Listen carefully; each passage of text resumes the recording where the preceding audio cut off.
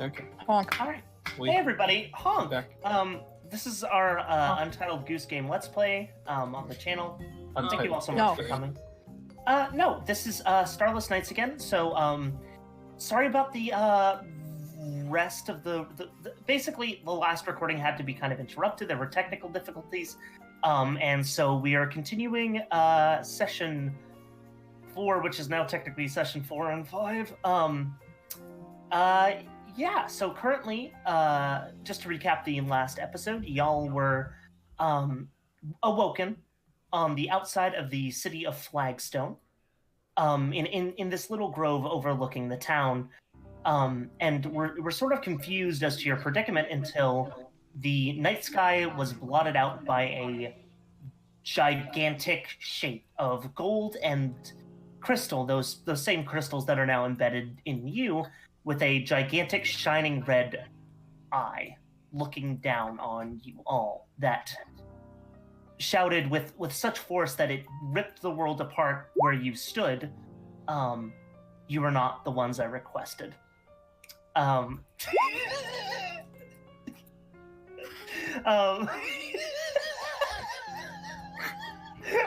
don't think that's how it works, Qurth. Qurth, why do you keep doing it then? Told her not to be interrupted. Then why do you keep Alright, well that's like... Okay, that's... Because- Chris, you realize that's the equivalent of saying, nobody look where I'm pointing, right? Just don't look! So, you all, as the world fell apart around you, you all awoke into what you assume it was the situation at hand. You were now in the middle of Curio's Academy, the foyer, where there was an attack going on by a similar type of the creatures that you fought before, only these were far more advanced, and a different animal this time, a little frog. Not so little, some of them. And in the aftermath of that fight, we return to you guys. Percy, you examined the frogs earlier and found that, yes, these are essentially the same type of creatures, but with a much sleeker, more advanced design than the other ones you fought, and are closer to what the type of thing that you're familiar with. Professor Marm, after Auraleia fainted, walked over to you all and used smelling salts to revivify her so that you could talk. And now we go to that.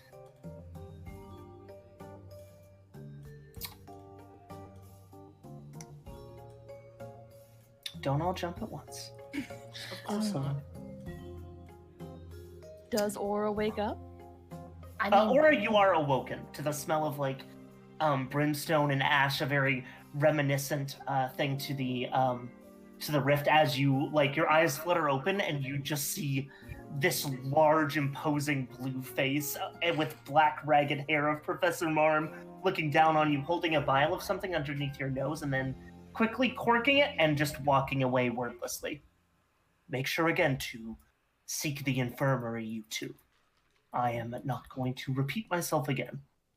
And he goes back to nursing his Thanks, Doc. huge knee wound as he just sort of sits down. Jubilee, you did patch him up. Yeah. But it is still very sore. Or Who was that blue man? the professor was very rude. Oh. Percy is purposely not talking quietly. He's not reacting at all. She doesn't need him to. And She knows. how long was I gone? Not that long. There is a conversation. There is a conversation that needs to be had. Oh. Where's Juby? Where'd she go? Did she sort of Try moves out of the way because they are big. Hi. Excuse me, I lost myself for a moment there. Sorry, I'm very big. No. Sorry, I'm very small. It's not your fault for being big, for I'm being just small. glad you're okay. Yes. We're all fine. We all As long as you're okay. Yes, of course. Excuse me for a moment. I to have a couple questions and then some, just, so, the vision. First, looks at Jubilee. You don't have to stand over there. You can come back. Okay. Okay. Yeah, I want to be sure that Yeah, I'm Romeo's not the just only one. leaning against the rail. He's being a still cool right kid. here. Okay. I just want to be sure that I'm not the only one that had the strange experience before this combat. Yep. Yeah. Yeah, like the I like to forget what strange experiences I have. Okay. That's a So- Romeo just gives a very subtle nod. So, that's which one are you referring to? the most recent. Yes, the giant eye, the one that was like, you Oh. are not who I require. Oh, And the fact that, do any of you remember walking here? no. like I said, I don't remember. a Excuse lot. me. Oh Romeo, shoot! When we were in that Romeo, vision, I should Yeah. have tried writing something down. lean down a little bit. No. Let me see your- What? Wait, what? I checked the spot. I checked the spot where Auraleia hit Romeo in the. Where I got So, 5 chicked?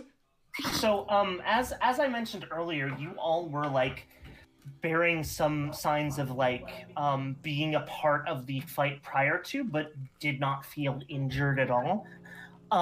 So Romeo is a bit scuffed up in ways that he was not in the vision. Exactly where Auraleia hit him on the head, there is a welt now that is bruising. So that was we were actually there. Percy kind of points to the spot on Romeo. Did Romeo like bend down, or did she have to like fucking tippy toes this shit? What? I imagine you're kind of hunched since you're sort of using the rail as a support, either like forward or backward, right, Romeo? Mhm. Yeah. Okay. Right Yeah, here. that makes sense. This is from you waking him up, and this is a physical. It's not that bad. It's I've taken harder knocks. Have you ever got bitten by a geese? That shit hurts. all. It's I goose. haven't. Why, it's geese where I'm from. Romeo, you know that. I don't know if you misspoke in character or like what, but you know it is goose singular. You And get I around them. misspoke, but then You're I valid, realized I'm either sorry. way he would say geese for other reasons. You know. That's fair. It's never just I- one goose. It's never just one goose. That's fair, Well, Canada. I'll be honest with you, I'm not sure where I lost my fingers. What does that For mean? all I know, Try. it could What be the a fuck? glue. What the fuck do you mean, try? I think they're Let's try insinuating Try Wait, is they might have lost insinuating it that to they might geese. have lost their fingers to a geese attack.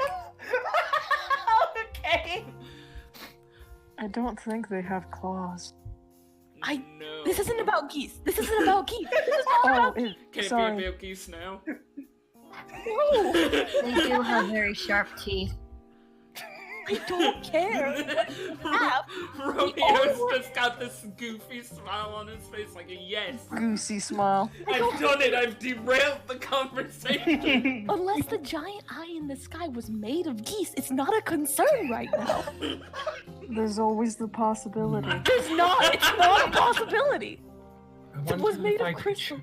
I wonder if I could charm animals, and if it was made of geese. If it was made of geese, you probably could. If it was made of geese, you probably could. It's not, though. It's made of crystals that are in Jubilee, our I need you body. to roll me a nature check at advantage. Oh my god, I'm gonna This is so important. lose my fucking shit, bro. I really wish I had a better nature skill. 2 of them. That's not That's not a goose. But is it geese? You've seen a geese before? It's not a geese. Unless it's a weird new breed of geese like how they get the Honda Civics every year. It's not. It's not a New goose. Honda Goose. It's the fucking death machine. Chevrolet goose. It's not made of geese. It's crystals that are inside all of our body. We're connected to it We're not geese. It's not geese. No geese here. Don't even get on geese. Honk. Romeo. Romeo's just got that You're grin. not It's going to- not even shit-eating at this point. It's just a genuine. It's just a genuine I- grin. Percy's being like kind of like she's doing that, but she's also smiling. This isn't like her Okay. actually being frustrated. Do I have goose brain? What? Touches the crystals in the back of head. Not a goose. I don't think it's goose. Percy puts both hands on Try's shoulders, looks Try in the eyes. There's no geese involved with the crystals. There's no geese here. The geese can't hurt you. Try. You put your hand on Try's shoulders and Try pushes your hands away. Alright, sorry. There's no geese. Percy, you have to like reach up like really far. Like you're not a Did you short get person. taller? Yes, Try did get taller if you remember the Yeah, other no. session. Percy's asking Try right now. Did Okay, you get sorry. taller? I'm taller than everybody, so I don't really notice. I don't really have a place of comparison. We've They're kind not of just taller. been walking a lot of places. You do notice you have to crane your neck down a little bit further than normally Try when you're speaking to them. My neck does. You Did I get Did the- taller? did the crystals make you taller? But they're in my hands, in my head, not my leg. Yeah, I guess that makes sense. That checks out. All right, okay. This isn't what you're supposed to be talking about. This has gotten off track. You're welcome. Wouldn't have it any other way. Thanks, Romeo. Thanks.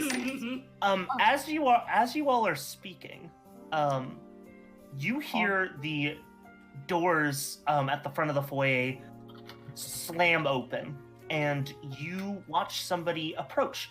Oh no, more frogs. Fucking No, Percy. it's not frogs. Oh no, is- geese. She is a gnome in these like blue robes of like cyan, but not cyan. It's more of like a baby blue and this dark navy. She has like this golden like series of locks of hair that are sort of cut short around the shoulders. And she's wearing these spectacles that are a little too large for her, and carrying a walking staff as she approaches. Oh, up there. Okay. Oh! I was looking at the wrong direction. Oh. I was also Wow. looking at the wrong direction. SpongeBob caveman. Well, has the situation here been dealt with, Demetrius? Professor Marm looks mortified for a second, and he just sort of groans and says, yes, Chancellor, I'm sorry to have disturbed you. It seems that our newcomers have, could you please, gentlemen, take me to the medical ward, please? They do so. Professor Marm says a couple. Can't deal with acid on his knees. Little Professor Marm Demetrius. whispers a couple things. What's right? Nope, nothing. I just know his first name now, and I'm going to use it. I said it last When he episode. said it, yeah. Yes, but that's good. So Professor Marm whispers a couple things to Chancellor Zezo. It's very funny because she is significantly shorter than him. Like she is half his size. What, so he has to lean way down? Yes, and she has to Awesome. crane her neck up. And they take him away. Sort of I helping don't know him why I back. laughed so much. They Arrested for take bad him boy away. crimes. Arrested. It's a fun image. Fun Okay. image. So that's something we have to be concerned about. The thing in the vision. Just so reminding let's just, everyone, Romeo still doesn't have a shirt on. Anyways, back to the scheduled programming. Mhm. Oh, don't worry, I didn't forget. By the Real way, shit? Romeo. By the way, Romeo, that's the council of this entire place. Get a shirt. I mean, I'd have to go all the way back to No, the you just- library. No, I use my magic to put one on you right now. I can do that. You cast hands. You cast American Eagle on Romeo, and he gets a fun shirt. It's the same one as his normal one. Yeah.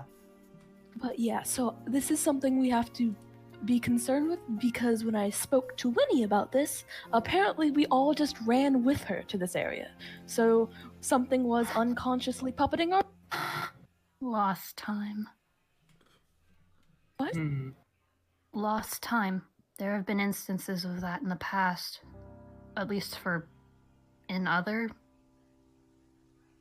It's hard to explain, but I believe it might have something. I just find it weird that I have the welt from there and the injuries from when we were puppeted around. That would have to mean that we So were. it means there was like duplicates or something I don't understand. This goes deep, doesn't it? I think maybe we can shine some light on the subject of, I know how much magic I can cast, right? If I cast any spells during my absent, I might be able to tell if it's just like, if I was just casting out of my capacity. What's that? I mean, do what you do. Oh. Yeah, I'll have to talk to Winnie about that. In the end, this doesn't seem like something we can solve. We can't just pack our bags and go back up to the surface and fight whatever that is. I will say, it is kind of comforting that we aren't too requested. Just like a little bit. Right? That begs the question, who is it for? Well, it's not us. Which is good. But if Yeah, we but know... it knows about us now. I mean, the kind of things that can, like, eat the stars. Would it really be no, you know what? No, I can't go down this line of thought because I'm wrong about it. Yeah, no, that's not gonna work. In the end, I'm just gonna put that out of my mind for the most part, unless something that happened there is useful to helping us down here. The horrible We gotta ordeal deal with being... the little problem before we get to the huge world-ending problem. And this ain't even a little problem. I guess you're right there. Incremental problem solving. Yes. Just gotta build up to the bigger stuff. Because we'll be on a roll and stuff. Well, at the very least, it seems that thing is involved with the nail, right? Could probably link those two together, so it does make sense to start Same crystals. the magic signature is similar, almost identical. I think identical, actually. So it does make sense. We start at the bottom, and we don't worry about the giant thing in the sky. All for ignoring that? We're all on that train? For now, I'm still gonna write down, though. In case we need to come back to it. Hello. Hello. Hello. Jubilee. I assume? Holds out hand for handshake. Shakes your hand. Yes, There's a leaf. She does not react to the leaf, and so it just sort of falls, which she waits for it to do before continuing to speak. falls into her hand like Everyone a business has card. to awkwardly watch the leaf fall to the It takes- ground. It is the most painful half second of all of your lives. One of the little helicopter leaves that, like, No, gently floats down. I must commend you. You have, frankly, saved our little establishment, the last bastion of hope for this city, and I, to be perfectly honest, am eternally grateful for your sudden and, she sort of squints at all of you, incredibly convenient appearance. Well, we were sent down here to find out what was happening here. Us showing up here is just us doing our job. I wasn't sent. I just needed to come here for a friend. We were on the mission where we were sent down here. I You mean, did have to okay. accept. You did have to accept the request of the bulletin board try. So you as a You way were to recorded. get, you know, yes. there. Legally, we are all on the mission. Even Yeah, if it but is for our try own saying personal- that they were going to come here anyway. Well, I certainly am not about to look a gift horse in the mouth. Demetrius did speak of you earlier and explain your more unique position. At least the details that he has extrapolated from Winnie over there. You look over to Winnie. She is like sweating bullets at this point. She is just staring straight forward and trying not to look at this conversation. You get the impression that Zezo is probably a big deal. And she continues to speak. Let me actually get her name visible. Everyone's the same big deal down in a shit hell apocalypse, fuck. Now, as for a reward, we will certainly be trying to find something for you. We don't have much in the way of financial compensation, unfortunately, but we will do everything in our power to make sure that you all have adequate repayment for your frankly wonderful and noble actions. Thank you again. Percy is not really preening, but like she's very obviously like, yeah, we fucking, yeah, so cool. Now, I cannot help but notice that you appear to have a certain affliction about you. And Percy, and all of you actually, realize that, except for Romeo, who now has his shirt back on, you all have your crystals very openly exposed at this point. Well, not really our choice. Part of the job that we got caught in the line of fire. Yes, I can imagine that. We have not... Well, frankly, we have not had anyone proficient enough to take out any of those beasts with these strange objects in their bodies, so... It is unsurprising to me that in the clusterfuck that is combat, you would have an instance of this. Sorry? No, sorry, go on. Oh, no, I just said... I had only said that the combat was likely very chaotic. These clusters, like crystals. Oh, that's very good. Yes, well, she sort of smiles. Please do let me know if there is anything you need during your stay. You will most likely be posted here for a while until we figure out either a way to help you back to the surface, or if you wish to give us your services further, we would be eternally grateful. There are not many left alive down here who are as skilled and proficient, frankly, in defense as all of you. Once again, thank you. And we will have to most likely do some physical examinations of you, but that will come in the days passing. Do you have any questions for me in regards to the academy or arrangements in terms of sleeping and whatnot? How much access do we have to the library? Well, it's a slightly difficult affair. The library proper is full of material that can be considered quite dangerous in the wrong hands. Shows her my library card. Yes, I know. So tell me what this is like. Having fun isn't hard. Tell me how logistically you do this in this scenario.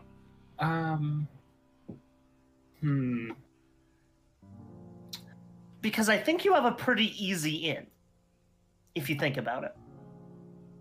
Yeah, I mean, it's, she has the verses as one thing, and it's like, I guess you'd be kind of like, I really want to see if I can find some other mention of, and she opens her journal, something like this.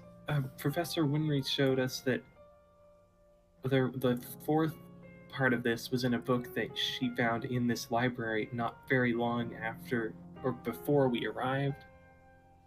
I'm wondering if there might be some other material I can find that could references or gives any context to this that could maybe help solve or even just shed any light on everything that's going on.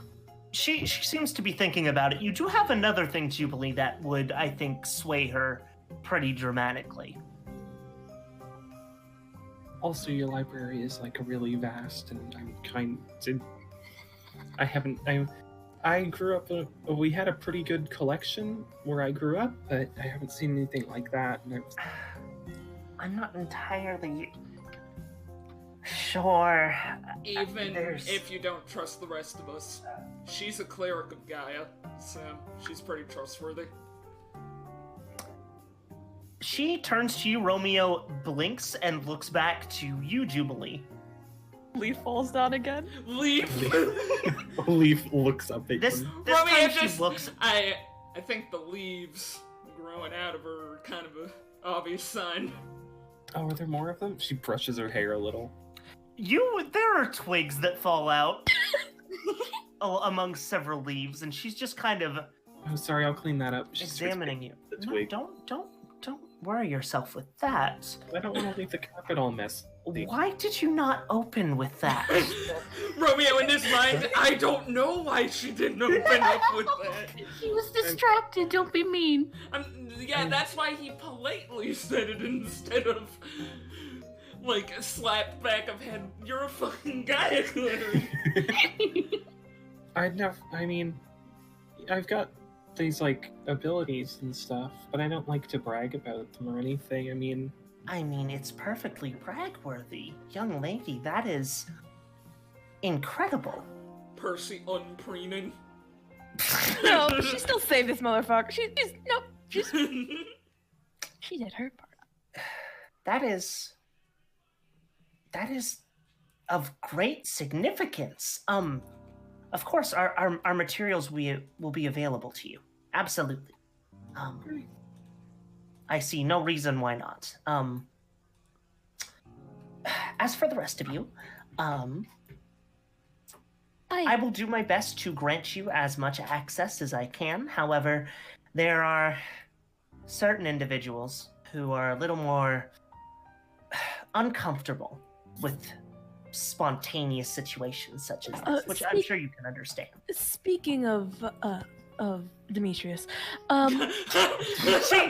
smiles. She doesn't say anything. Right. She smiles. She just smiles. Call out poster. do any of the people who work here have an experience in? She kind of like looks over to the big frog. The robotic side of things, mechanical.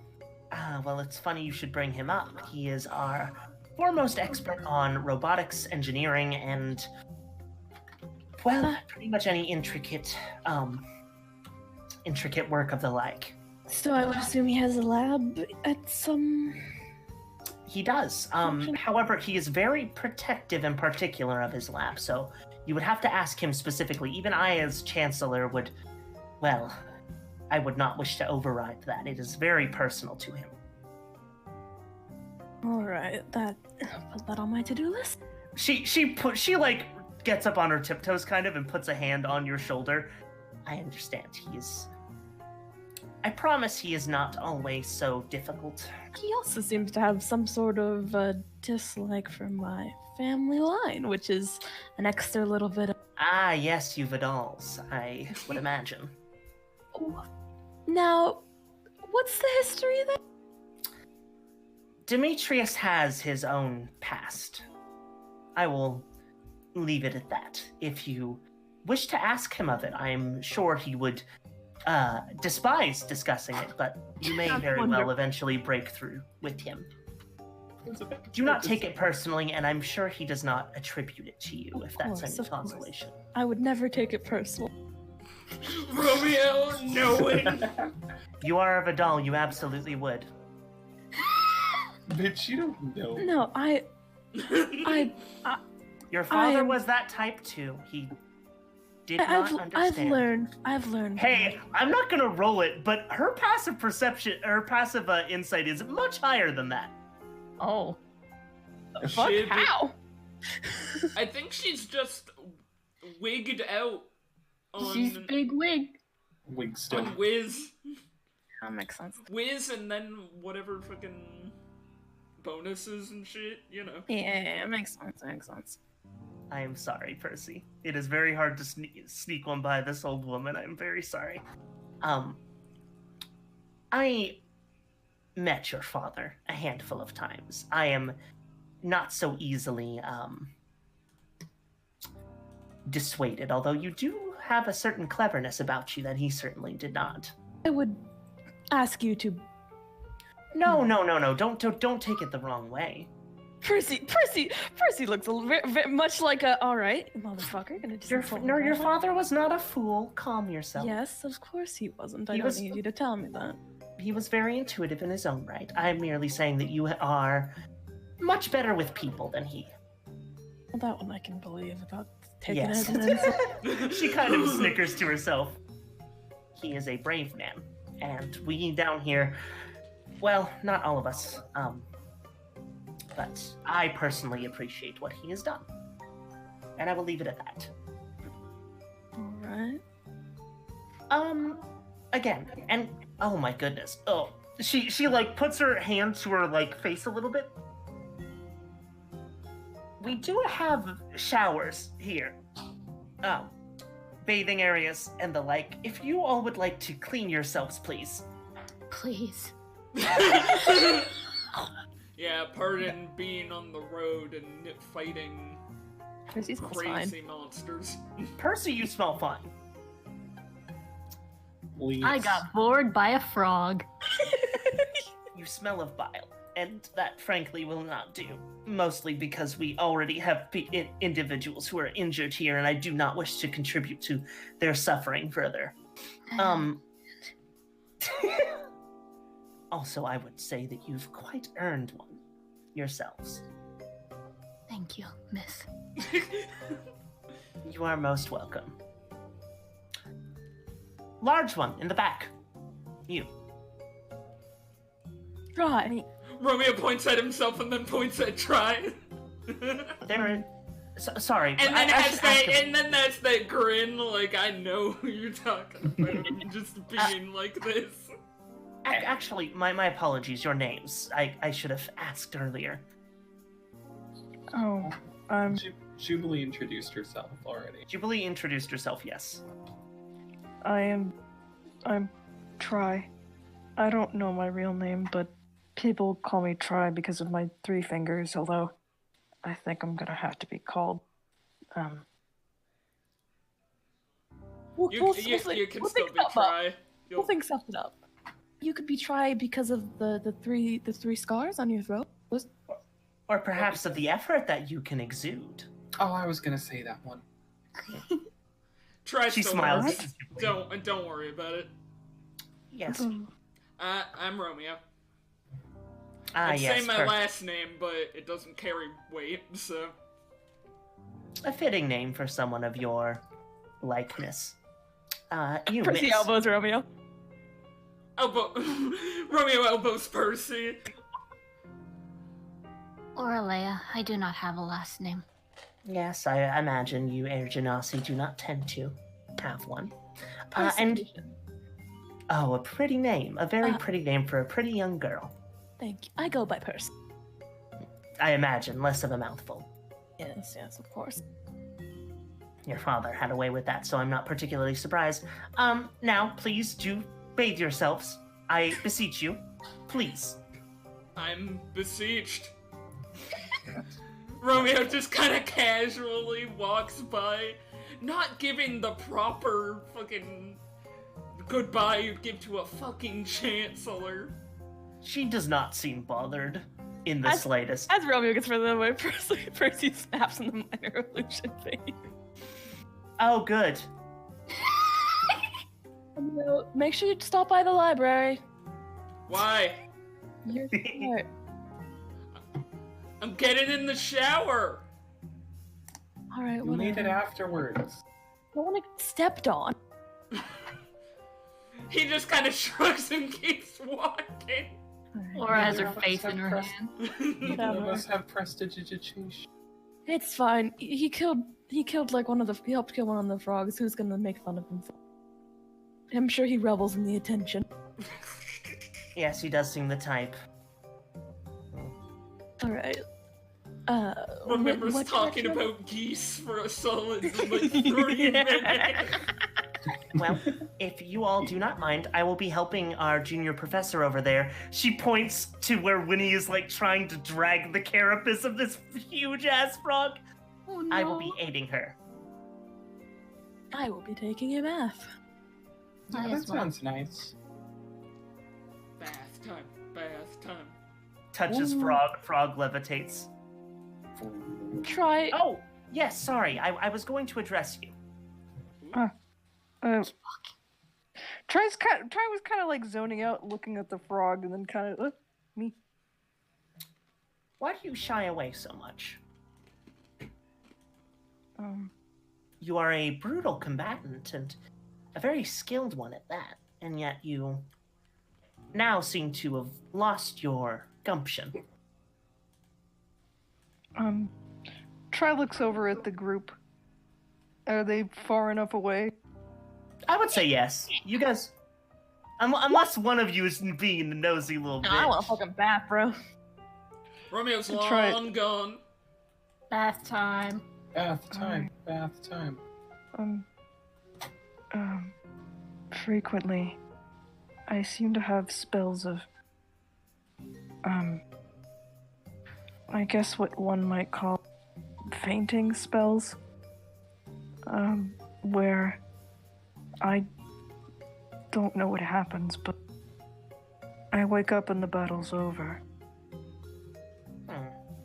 Sometimes I catch myself running to protect someone because it's what I want to do, but honestly, I don't know what I am. I hate violence. I'm not sure if you believe me, but I believe you in full.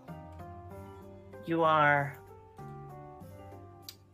perhaps the gentlest soul I believe I have ever seen, and it is unfortunate in such a violent world for you to exist, and for that I am sorry, but rest assured, you... And she, like, puts a hand, like, on your arm. She can't reach your shoulder. You're just far too tall for her, but she puts a hand on your arm and says,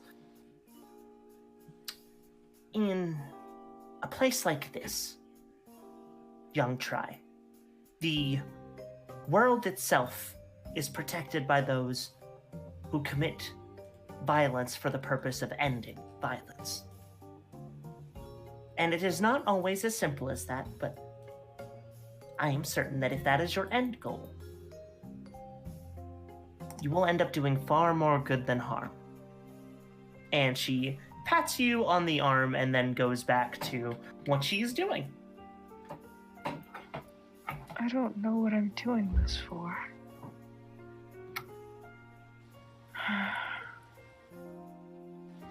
Tribe joins the group and heads to the shower Hit the area. showers! Hit the showers! Yeah. So there are private baths in every room, but there is a general shower area where Bathhouse scene. Private yeah. bath, motherfucker. No, yeah, no. fucking soaking. Auraleia, you just chilling in the bath? Yep. Yeah, that's valid. Right. I think oh god, it seems a little early, but I think now would be the best time to take a break because after that we're going to be discussing how this little bit of downtime is going to work. Oh boy, should I refresh myself on the Xanathar's downtime rules? The Xanathar's downtime rules will not be used precisely simply because you do not have enough money for them to work accurately, so I will be explaining what exactly is going on once we get to that. But for now, I think a break is a good idea, as long as everybody is chill for that. Yeah. Sounds good.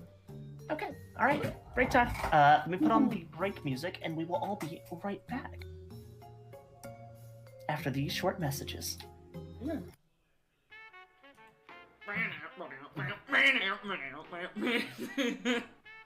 For once, I don't have to go anywhere for breaks, so chat.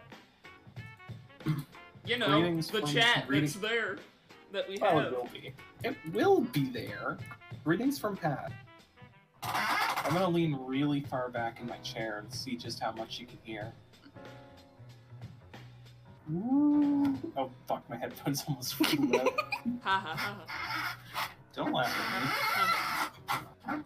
Hi, XX Gamer Sonic XX. Thanks for joining the chat. Woo! If that play fucking pays off, that is. I'm an oracle, like in real life, if that happens. If you use your one legal chance to change your Twitch username to Would XX Gamer Sonic XX. Legit. Yeah. I'm back and I have a sandwich now, bro. Nice. What kind of sandwich? Ham. Wait, no, what is this? What are you? What is this? I've been eating it for like 6 months. What the fuck is this? Is this chicken? Oh, it's chicken! Have you just been eating mystery sandwiches? It's sandwich meat! It's sandwich meat! You put it on the sandwich! Eating a sandwich has satisfied you so much that you never have to It question tastes good. I don't care what it is. It tastes good. Where are you getting these mystery sandwiches from? In the fucking the college cafe, they just put the meat in the bins, and I just take the meat out of the bins, and I'm like, oh, this, and it does. Meat. And then you eat It's chicken. Oh, meat. It's chicken. It's chicken. Know Or what is it is? turkey? Maybe turkey. I'm not owned. I don't care. I like both of them. I like chicken and turkey. They're both good. I also some cheese. What kind of cheese is this? It's got holes in it. It's probably Swiss. Sounds Swiss. Not holes. It's got like the Swiss. It's got the Swiss cheese holes. Does other cheese have... Give me a second. Do other cheeses have holes? How could I be Swiss? I'm British.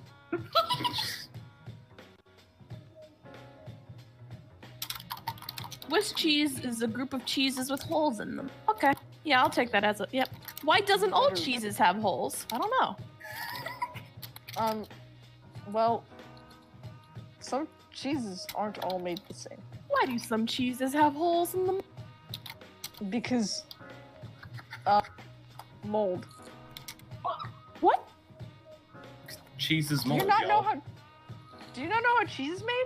Don't make Yo, that cheese. sound like something that I need to know. I just eat it. I don't need to know about how they make it. Okay, eat then it.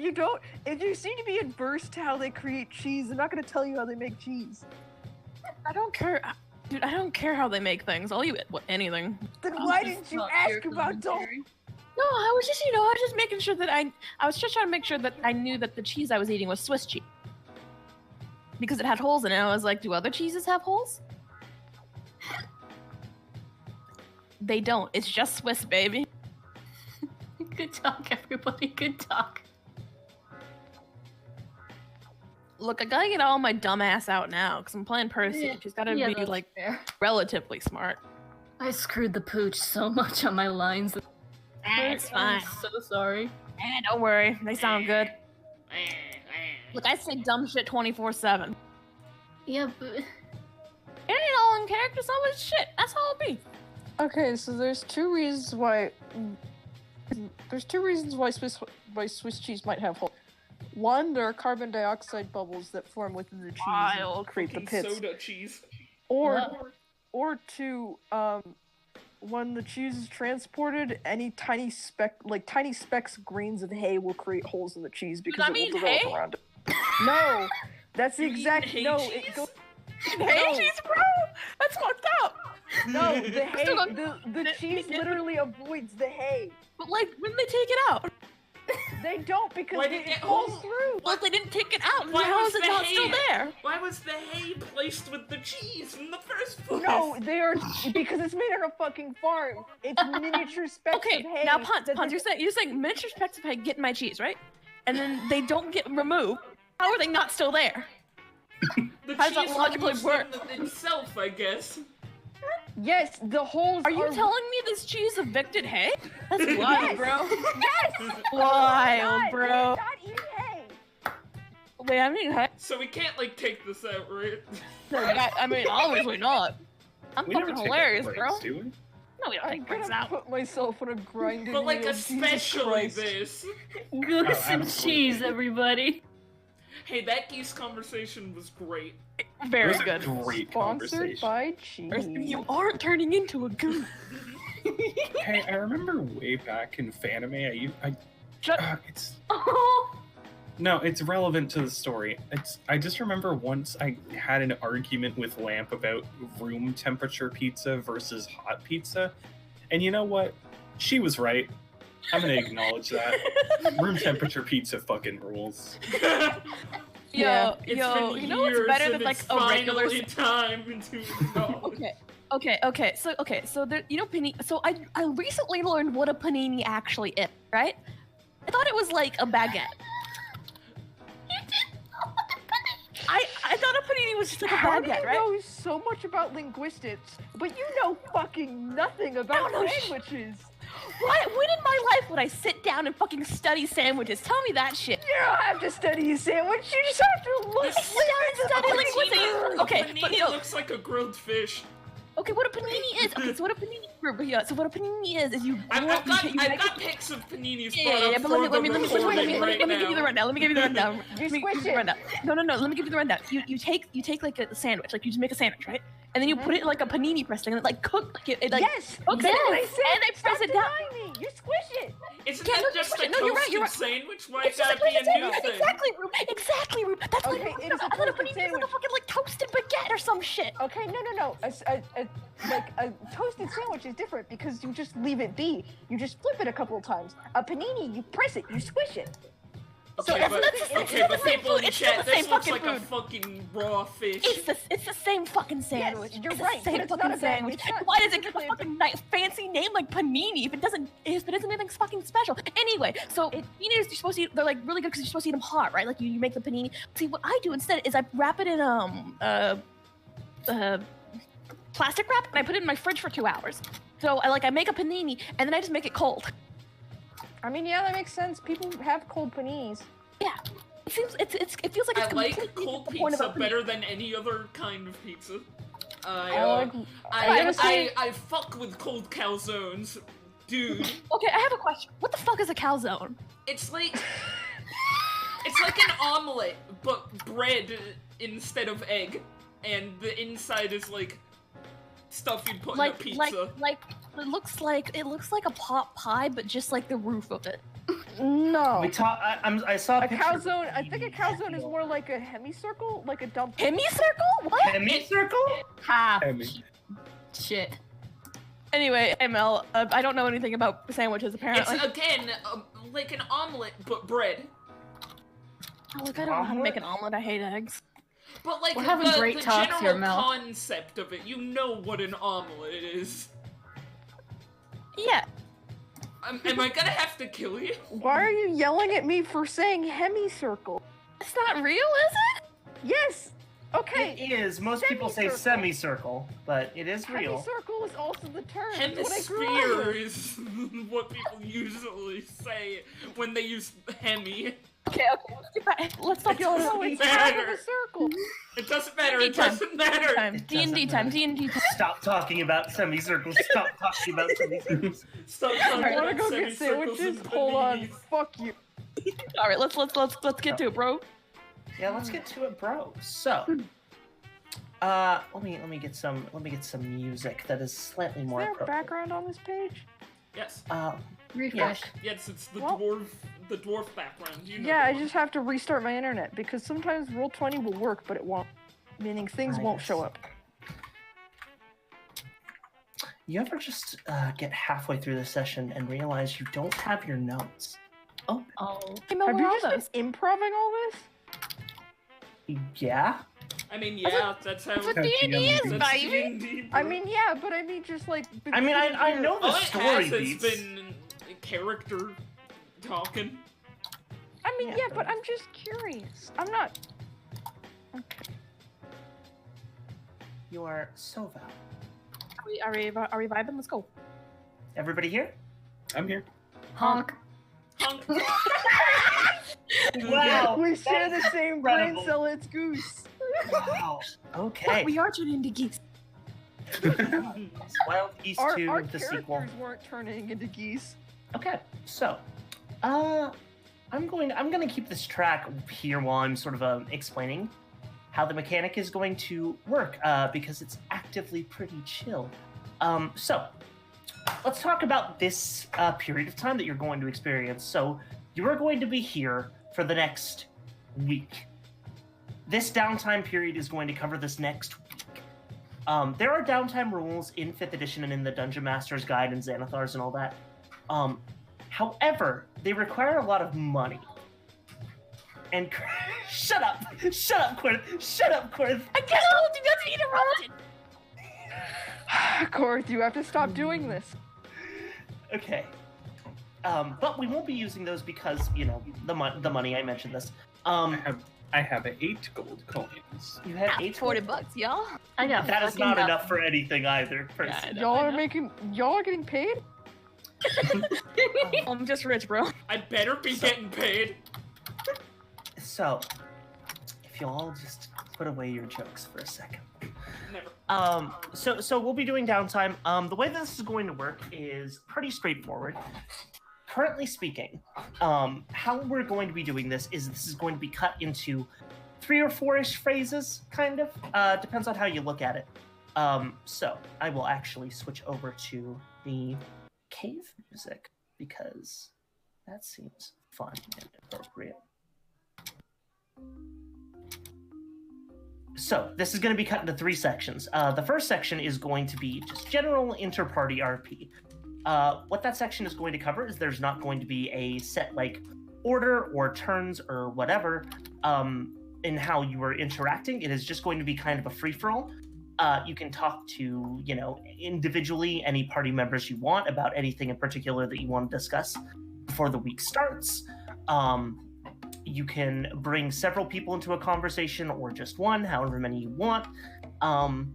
Any discussions with NPCs, like any small discussions, I would recommend doing those during the downtime instead. But yeah, basically this is a time for you guys to have one-on-one conversations with each other, or like 2-on-1, or whatever you want. Mom said it's my 2-on-1 turn like on it's the... a fucking combat. Mom said it's my RPGs turn are on the... against you. By the Mom way, said it's my turn on the NPC. make sure to adjust your HP, by the way, y'all. Remember, you got that +5. Not anymore. Romeo, I Well, know, not you anymore, right? especially. Yeah. It's been a week. It's okay, I'll just put it back. Whatever. Well, my max is cool. Whatever. Yes. I just wanted to remind you all. Do I full heal? I think so. Yes, you all have full heal. You were all at full HP. Auraleia, your HP was here. I'll fix your HP. No, I subtracted the 5 that I got from No, last but you- combat. No, you have 27 HP. You don't Do have I? 22. Yeah, you have the same HP as Romeo every level. Because you Okay. have 1 more con than he does, and one tier lower hit dice. So I always know that you have the same effective HP. Alright. So you are in this period. You can all talk amongst yourselves, whatever it happens to be, in individual scenes, and you can tell me what you want from those. The second phase is going to be your activities during the week. You each get to do one thing for this first half of the week. And it could be with anybody. You can tell me what you want to do, and I can come up with an individual. If you say you want to work with somebody specific or talk to a specific NPC, we can do that. And sort of figure out what you get from that there. In the middle of the week, you are going to be put into a physical examination as a group. And that is when Winnie is going to be talking with you about sort of where you guys are at and more in-depth discussion about the crystals and all that stuff. And then the second half of the week is a similar thing where you can either finish up if you need like a follow-up on the task you were doing beforehand. Percy, I know you specifically probably will need to do that. What? Just because what you're doing is a more continual thing. Oh. Yes? You have more of a singular objective, kind of. Yeah. Yeah. So that probably will require 2 instances. But yeah, you each will get 1 thing there, and then the end of the week will happen, and the rest of the session will continue from there. I would like to ask you all now, in terms of the activities you're going to be doing for the week, What order would you like to be in? I have an order in mind, but I would like all of your input. Shrugs. I don't know what other people have in mind, so I don't know what the best order would be. Mine's not high priority. I want to no be reason- first. Well, congrats, Qurth. Yeah. Yes, you will be I think, first. Mel, basically whatever you have in mind is probably good. Okay. Yeah. So yeah. actually, Because you know everybody's shit, we don't. yes. So actually, I'm going to need everybody to move back one space, except for Auraleia.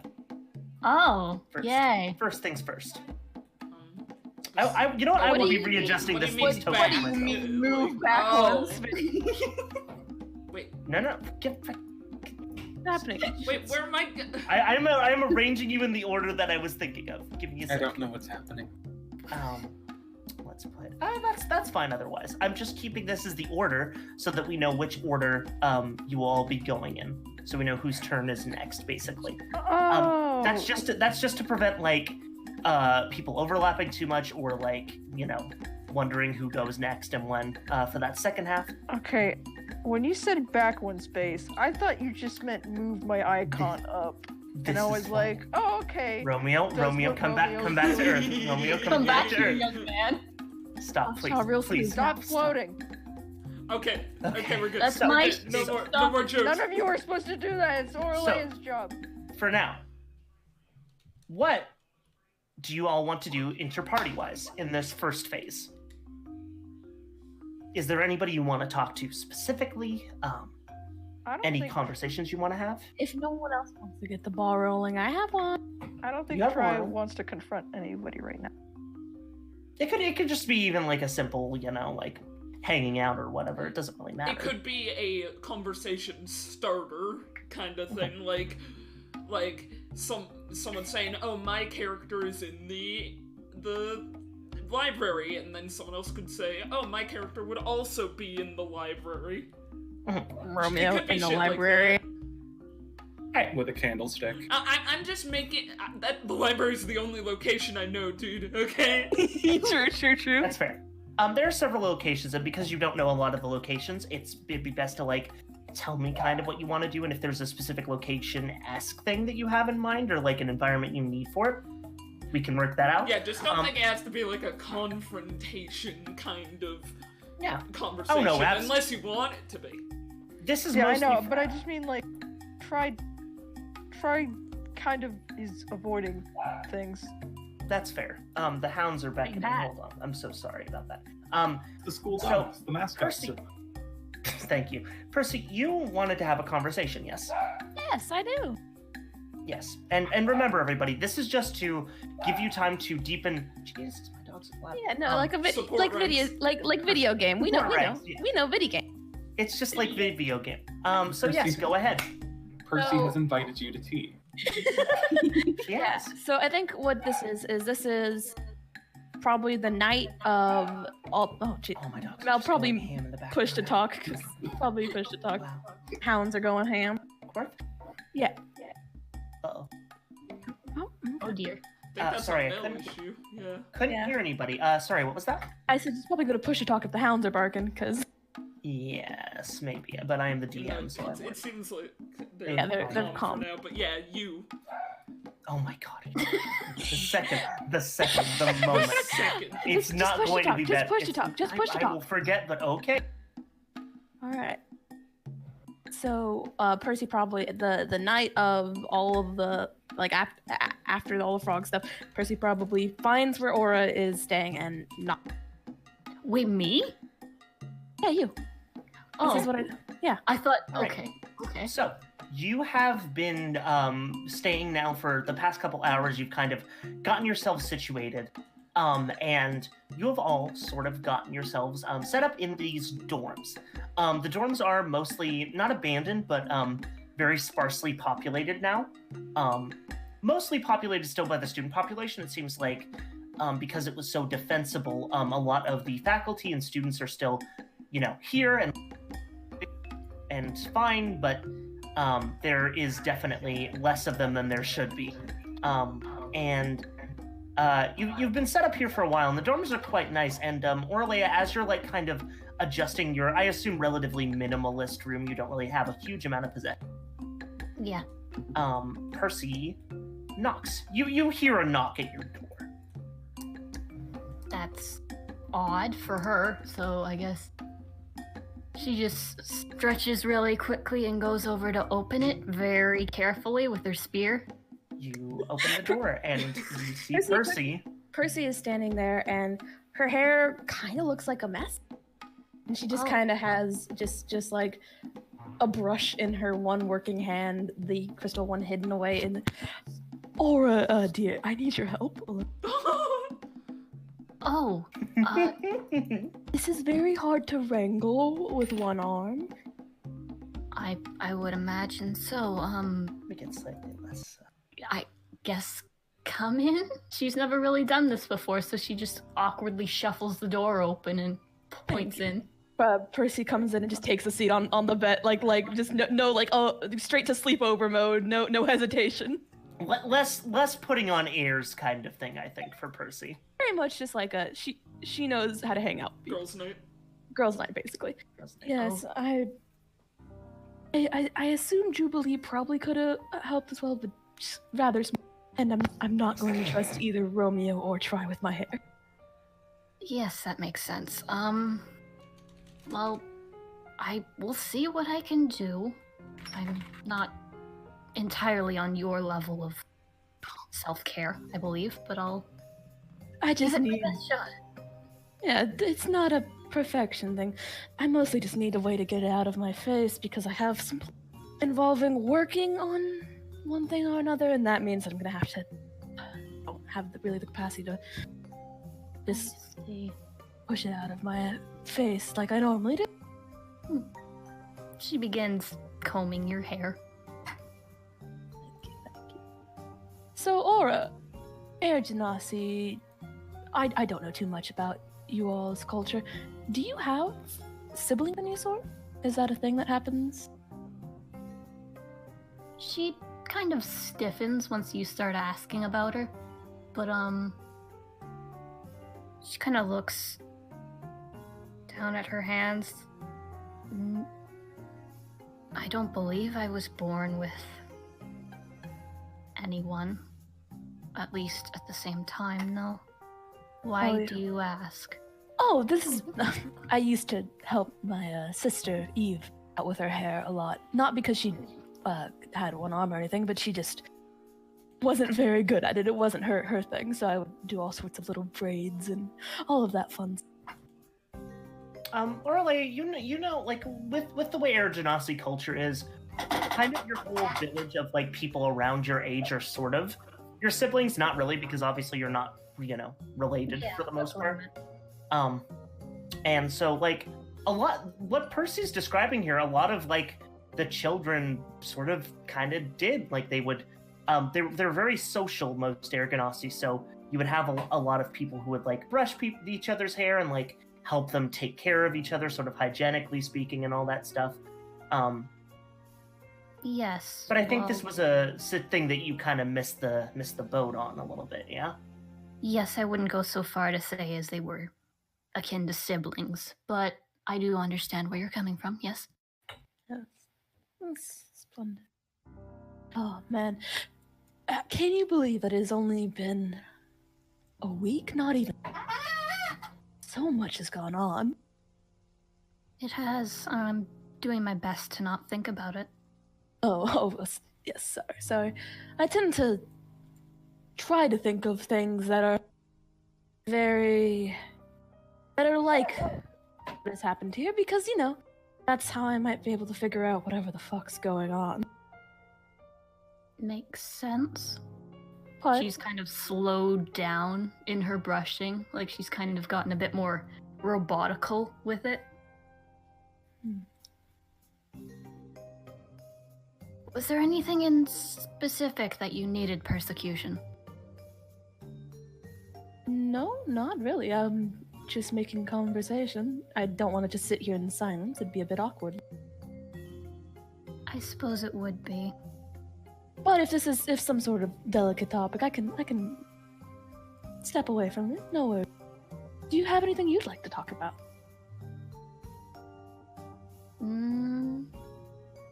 What do you do for fun? For fun? Yes, for fun. Y'all bitches out here having fun? Wild. Not right now, obviously, but just in the general scheme of things. There's not really been enough time to consider stuff like that. Hectic life? Traveling mostly. Of course. Not a lot of time to stop and smell the flowers, as it were. But if you were temporarily reminded of the warmth coming from the flower on your neck as you speak. I tug at it, but I don't take it off. Well, if you could have the time to stop and smell the flowers, is that what you'd do? Or did you have anything that interests you hobby-wise? I've never really tried to take interest in things that are not beneficial. Well, something can be for fun and also beneficial. I used to. That's one thing that, you know, it's can be beneficial a lot of the time, but it was just also a very relaxing thing. Something I enjoyed doing. You kind of like looks back at her arm again, like, oh fuck. It's going to be For fun.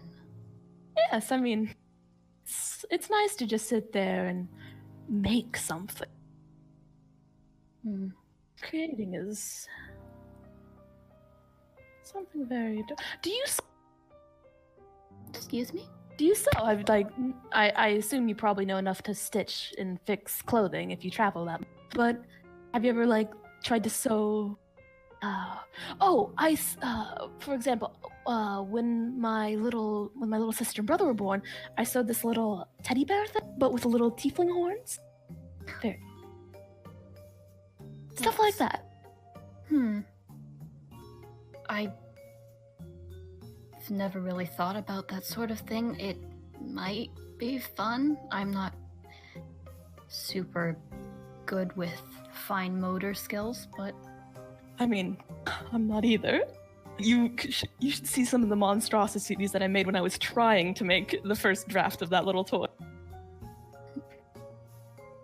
You know, when we get back to the surface, I'll make sure I'll have to invite all of you all over. Show you all around. My house. Your house. My manor. Your manor. Family manor. Laura who's never seen a rich person before in her life. Laura Before who did this. not live in a house growing up. Yeah. It's the Vidal. I say my last name a lot, and it's not just because I think people will know it. My family is very well known. I believe you. You'll have to excuse me, I'm not very cultured. I've not been here for a long time. That's perfectly fine. There's no need to apologize for that. That's just how your life was.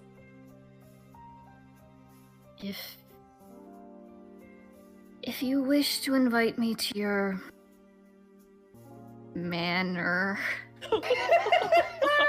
It's not a dirty word. The word does feel weird in your mouth, Auraleia. I will do my best to dress and act the part. Oh, don't worry about that. Don't worry about that. Unless it's like some fancy dinner or whatever, you don't have to worry about acting. Half my family is... My father especially. I don't think he's dressed up fancy without my mother having to make him do that once in his life. Your father wears flannel as often as possible. Yes, my father isn't one for the fancy dress up, and she kind of like puts like motions towards her face with the makeup on. This is not something my father participates in all that much. Yeah. I would not have pictured that. Oh my, you. I feel like you would actually love my father. He is something. He is like a version of me, but a million times more impressive. That's a very high bar to set. Well, it's a true one. He saved the country. She kind of stops brushing momentarily at that and like sort of leans over your shoulder and looks. Yes, during during everything that went on, a lot of things went wrong, and he was. She kind of like puts her hand up to her mouth, like us, part of a small party, helped the country through many disasters. Specifically one that kind of made him recognized, but he is a better combatant than I could ever be. Any of us could ever be. He could hit any shot with a bow from any distance. He still can, honestly. He just doesn't go out as much. There was a reason he was invited on this trip. He wouldn't have gone even if I didn't steal the letter. He's done with adventuring. Percy, roll me a wisdom check, actually.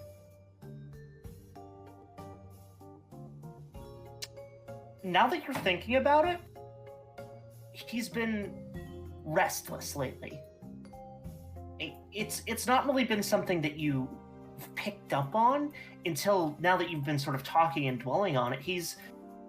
It seems like he's been waiting for something to happen. But other than that, he hasn't really seemed to act much differently. He's more nervous though, for sure. Recently, more on edge. Percy would have dismissed the nervousness because that doesn't fit into her worldview. That doesn't fit her. Yes, but now it is kind of, now that you were like. He probably would have taken it, but Percy's not going to say that. No, of course. Just a little heads up. But yes, so. You stole his invitation? Yes, I mentioned this a couple nights ago. I wanted to prove myself. I took the job offer that was sent to him and showed up instead. It was a bad decision because I didn't know what I was getting myself in, and I still sort of don't. But I'm here now, and it would be a shame to the Vidal family if I turned back. So... Do you regret it at all? Well, yes, of course.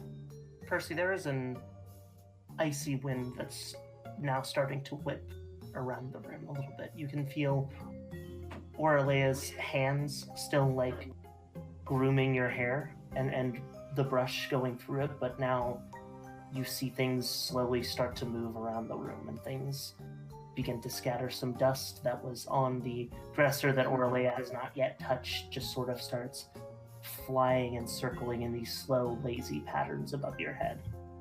Of course I regret the way I went about it. You know, I regret losing this arm, but in some ways I don't regret it. Because I am good at magic. You know?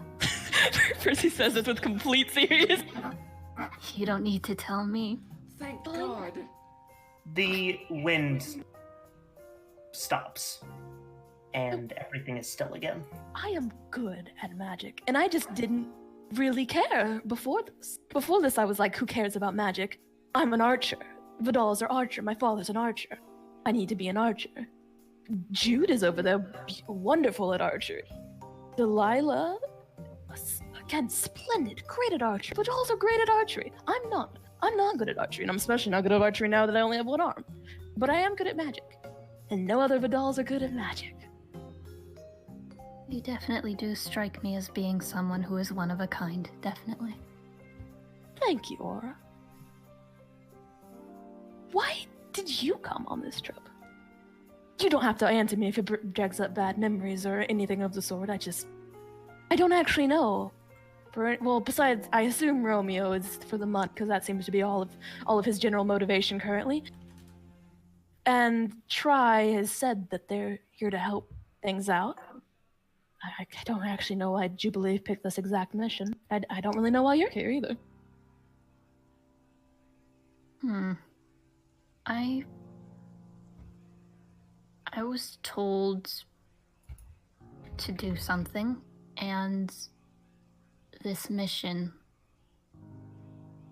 brought me closer to what I was told to do. And I suppose there's no point in trying to hide it anymore. You remember the caravan we found up? Yes. On The hand horses. wraps? Yes. Yes, those. They were a gift from somebody I know. Someone who I'm looking for. And so this was the path towards them? Apparently. Strange path. Yes, I've been thinking that myself. It actually kind of tenses up again at that. But well, if it's someone that you care about, probably pretty.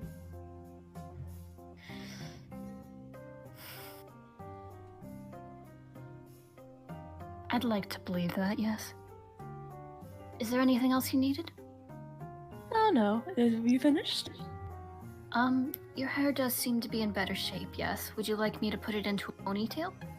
I would love that. Thank you so much. She goes ahead and does that.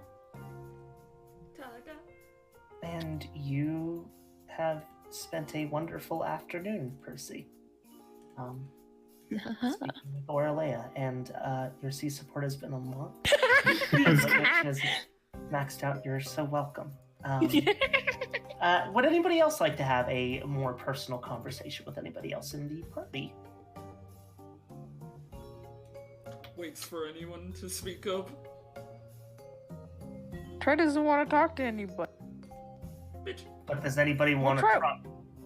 I mean, you will have to. I will tell you. You can talk to Try. You're gonna Try's not gonna approach anybody. Yeah, that's what I'm saying. Does anybody want to pester the beast? the big worm. Not particularly. That makes all of the rules. Because at this point, you know. I mean, the thing is, Percy will pester everybody, but I don't Percy want to is just going have a to lot pester of. everybody.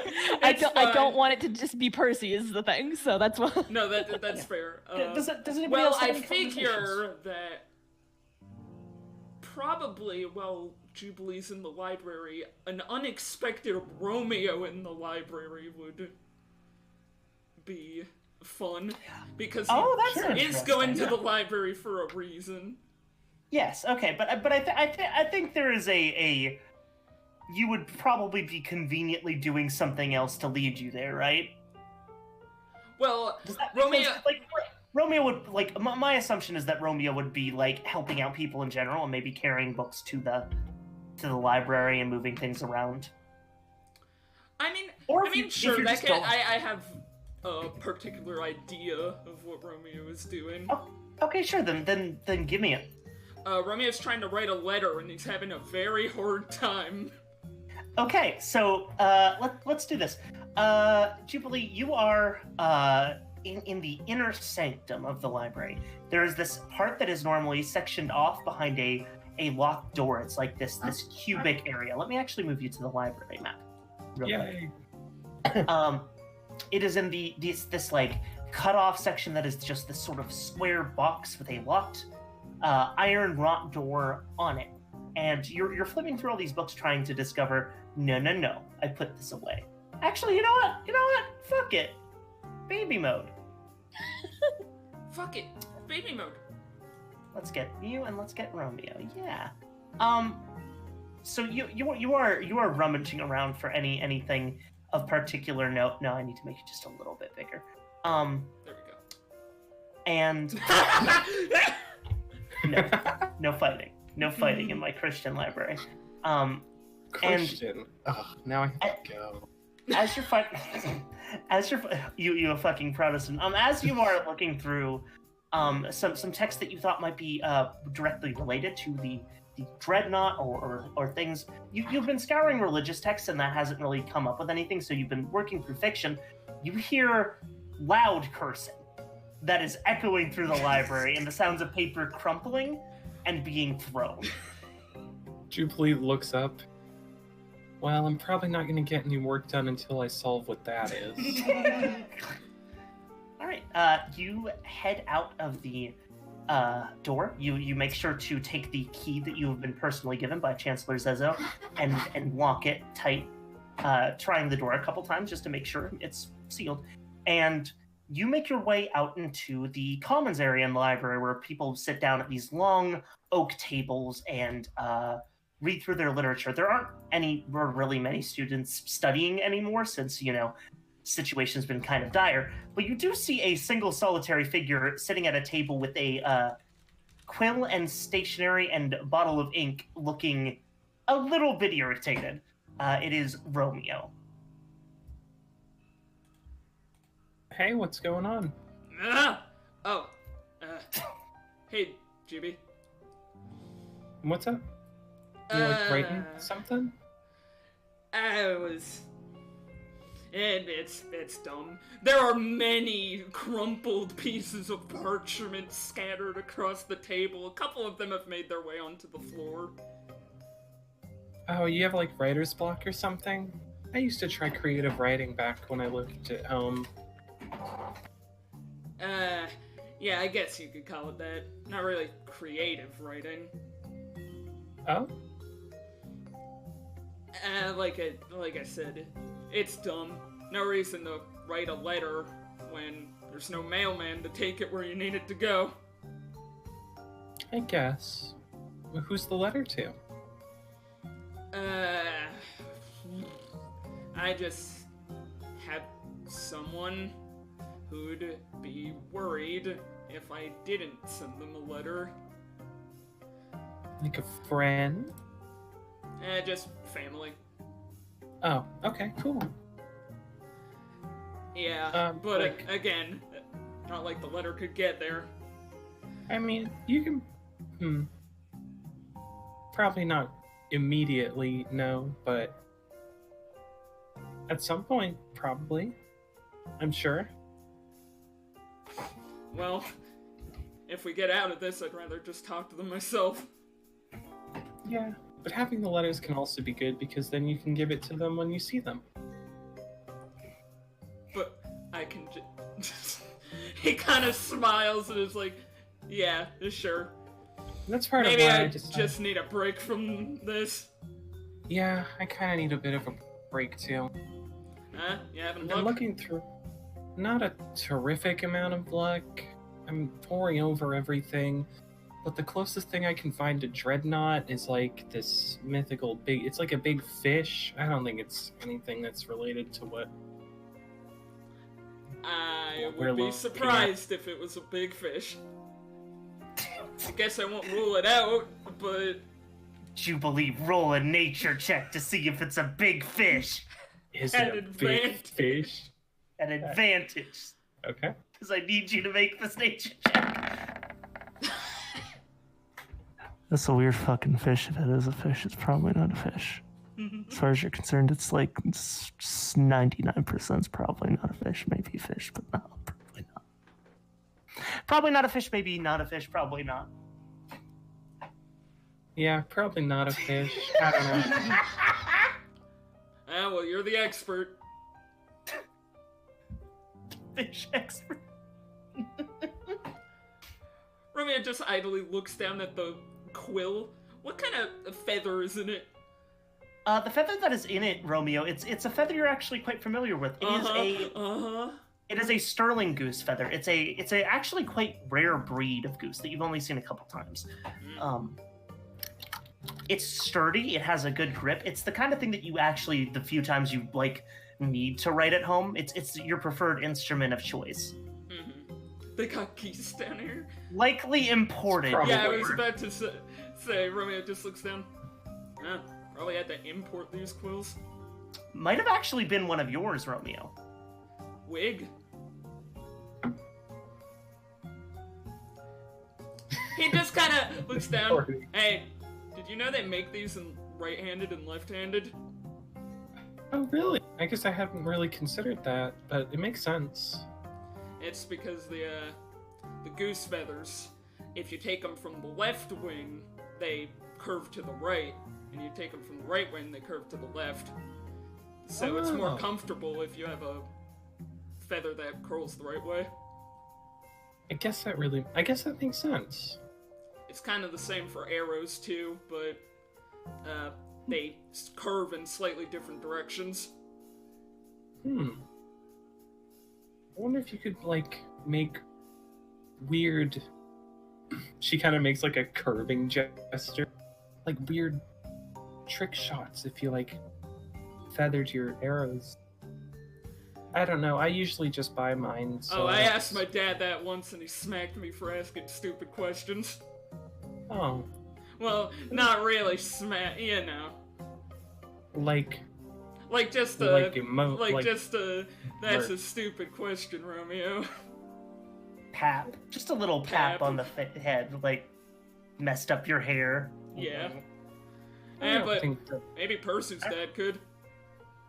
I don't think curiosity is something that should ever be punished. Yeah, but when I asked the same question 5 times in a week... Because most of the time the answer was, I'm busy, Romeo. Or, probably not, Romeo. What are you calculating? Why are you calculating? You weren't centered, I was trying to think. Let me do my thing. Wait, is it worse now? I made it worse. Fuck. Okay, whatever. It's fine. Don't worry about it. Fish. It's not a fish. I confirmed it. Yeah, well, guess that's So my fun fact of the day. Huh. Yeah, my moms are always pretty positive about me trying new things and stuff. I didn't have, like, a hugely free life. Since pretty young, I was, like, mostly raised at the church. Yeah, figured with the cleric lifestyle. Yeah. It wasn't It wasn't, like, bad or anything. Yeah. Lots of studying. Holidays. And you get... Oh, yeah, I guess you would, depending on your god of choice. Yeah. Guy has a lot of pretty cool festivals and stuff, so... And my mom worked... one of my moms worked in the, she made costumes and stuff, so she always got tickets to, like, the plays that the actors have put on, so I got to see those whenever there was a festival. Ah, cool. Yeah. My parents didn't have connections or anything. My dad just made arrows. That's why I know these fun feather facts. Kind of tilts the quill back and forth. And my mom cut trees. Oh, cool. Yeah. My other mom worked in the, she worked in the church, which is why I was there a lot even before the whole cleric thing. You miss him? Yeah. That's a big part of why I keep the journal, is like, it's just so that, like, I have all the stories, and I can be like, this is gonna be like a big story that I get to go home and tell them at some point, and it'll be really cool. And I kind of hold on to that a lot. Yeah, that's a pretty good mindset. I hope everything's okay back there. Me too, Juby. Me too. The stars disappearing probably caused a lot of people to get scared. Yeah. Well, the sooner we solve problems down here, the sooner we can go back up there and check on our family. So, Romeo, do you do this, like, for a living most of the time? Like, doing jobs and stuff? Well, now I do. Being a lumberjack doesn't really bring in the money that I need.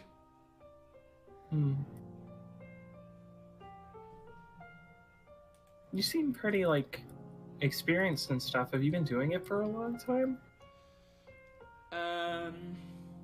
Not super long, but I guess long enough. I was kind of thrown into it, and you get experience fast. Makes You sense. feel one of your scars ache a little bit, Romeo, when you say that. Of course he does. He Guess that ignores makes- it. I guess that you learn fast when you have to experience a lot all at once. Thinks of past week. Yeah. You holding up good? I know the cloistered life, and then this. It's a lot at times. But knowing that there's still people down here that we can help, and that we're still making a difference, and that not everything is just lost yet is really helping. And knowing that I can still do stuff to help, that helps me. Yeah. Sort of. That helps. Yeah. Doing a good job. He kinda... He goes to ruffle your hair and then he's like, no, she's not a child. I don't want to patronize her. She's just short. She's just not a tiny. baby. She's not a baby. I mean, it's like kind of like a divine destiny for me to be here anyway, so I don't know that I could really turn back. I thought about it that first night, or I guess the second night, but I can't. Divine destiny, huh? Yeah, I think I mentioned it, like the... Yeah, visions and stuff. I guess it was a vision, kind of, or something that... It's still really weird and surreal. Got so weird, checks out. Kinda leans back against his chair. Yeah, I guess.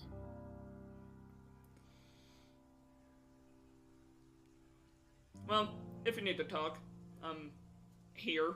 Well, maybe not here, specifically. Looks down at all the crumpled pieces of paper. I'll take a rain check on this. I can help you with it if you want. I might take you up on it. But, probably not today. Okay. He starts picking up all the crumpled pieces of paper. Yeah, I think as long as you guys don't have anything in particular you want to discuss anymore, Romeo, you get your materials put back together. These are... Recently you've come into them. They were materials from the college, and they're probably some of the most expensive things you've owned. For wasting them. Yeah. But he thought it was gonna be easy, but then it wasn't. And with that, Jubilee, you go back to your studies. Alright, just knock on the big spooky door if you need me. I have to keep it locked because it's book safety. Yeah, the books might explode. Gotcha. Oh god, I mean, probably if not. They're I checked them beforehand either way. Magic books are weird. Magic books are weird, checks out. I'll see you later. He does a finger gun and walks off.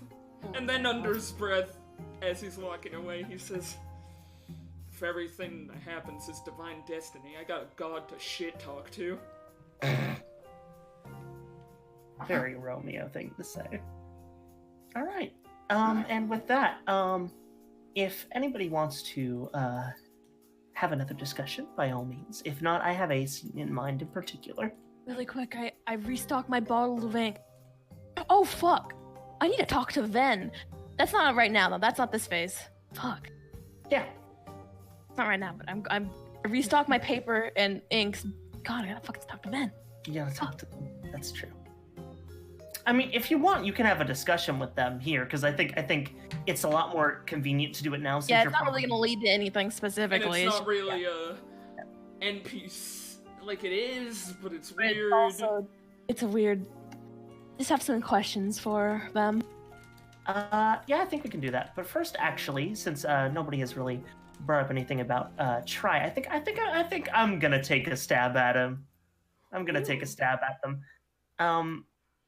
So, Puns, are you here? Howdy. Howdy. All right. So, tell me what Try is doing during this week, like this like first day that they are kind of avoiding, basically, people. So, probably for the first few days of the week, Try kind of secludes himself and kind of like doesn't actively like run away when somebody comes by, but just kind of, you know, walks on their own, avoids eye contact, kind of that stuff. But throughout the week, they just seem kind of lost in thought, and I feel like in the middle of the week, they finally go to someone to ask some questions. Okay. Do you have any person in mind in particular? This is not the action that you'll be doing in the week. So I imagine that maybe like this could be a little bit earlier maybe than you imagined, just for like continuity. Okay. I think it's like the second day then, probably. The second day you Try at least wants to get some answer. Okay, do you have anybody in specific you'd like to speak to, or? Try is just kind of looking, because you are looking Try for doesn't somebody.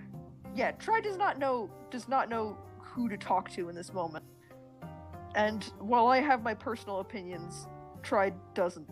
So probably be the first person who, you know, does stuff in this shindig. Okay.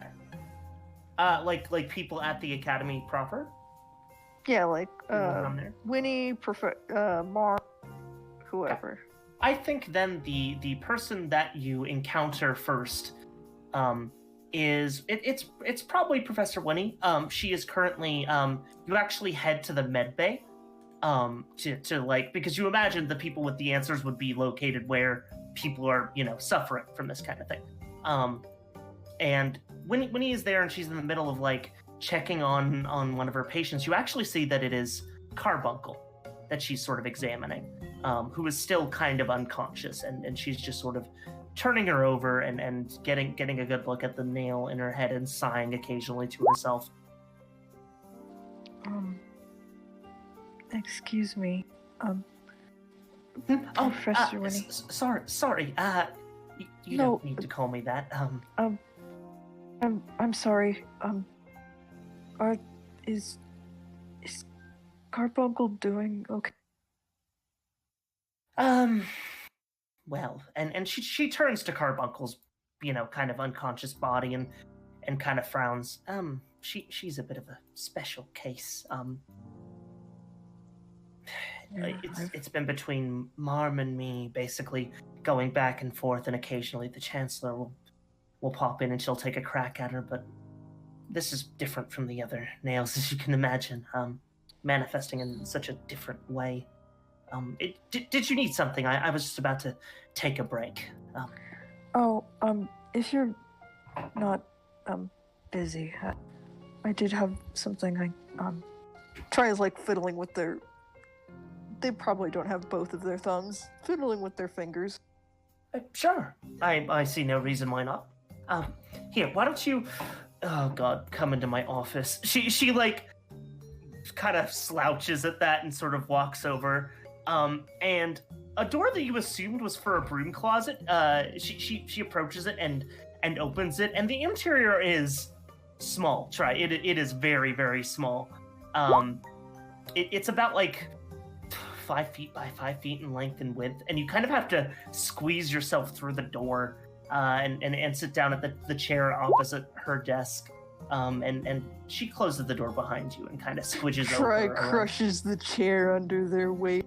The chair is actually pretty supportive, I surprisingly. know, but I just think walking in here and just like the classic trope of big person goes into small place and crushes all the tiny people things. I think you expect the chair to kind of give in because what you've experienced up topside is kind of that, right? It's that, oh, sit down in chair is less than perfectly sturdy, chair breaks.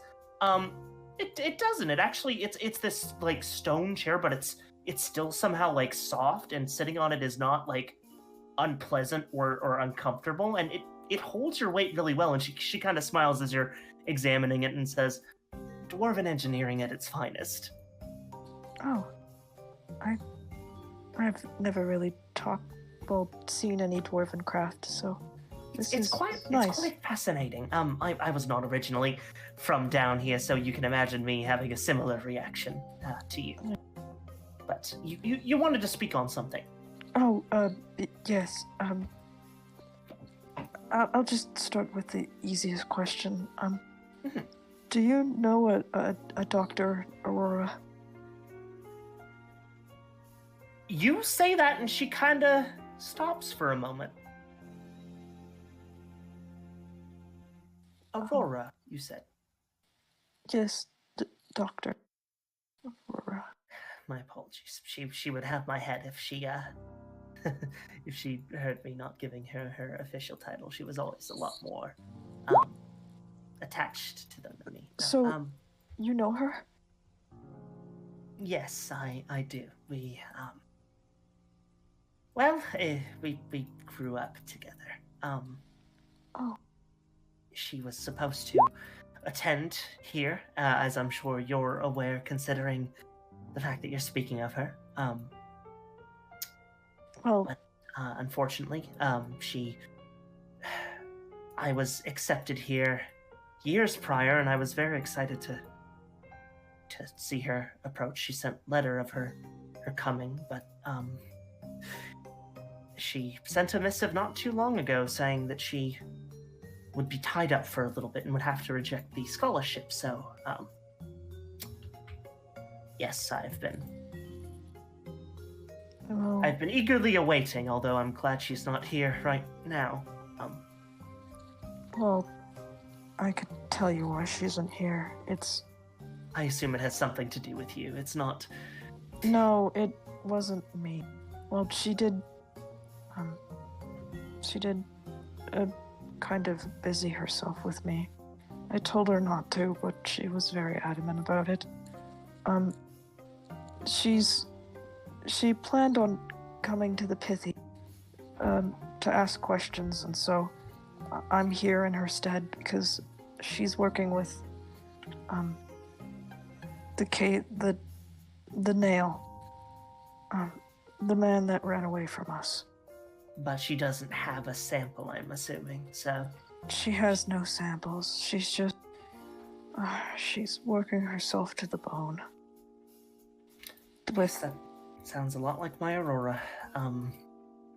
It's not surprising. She's always been a bit of a... Well, you can see we're kindred spirits in that regard, certainly. You look at her, and it's a very familiar expression. Very tired, very overworked, and very clearly frustrated out of her wits with the lack of progress she is making. Yeah. But a little bit less, like, overwhelmed, it seems. I can tell that you both push yourselves too much. Well, I mean, before we came here, we didn't exactly have a whole lot to work with, so to speak. I mean, there's really no formal medical education on the surface, at least nothing of the quality that we needed. We scavenged for any text we could really find, and, well, we were not licensed, and still I'm not a licensed physician, unfortunately, but, yes, she and I have worked hard all of our lives to make to constantly strive for perfection and improvement, and the best that we can do. Sorry, I'm speaking too much of myself. No, it's fine. You both ramble the same. She kind of snickers at that. Well, thank you. I appreciate it. Now, well,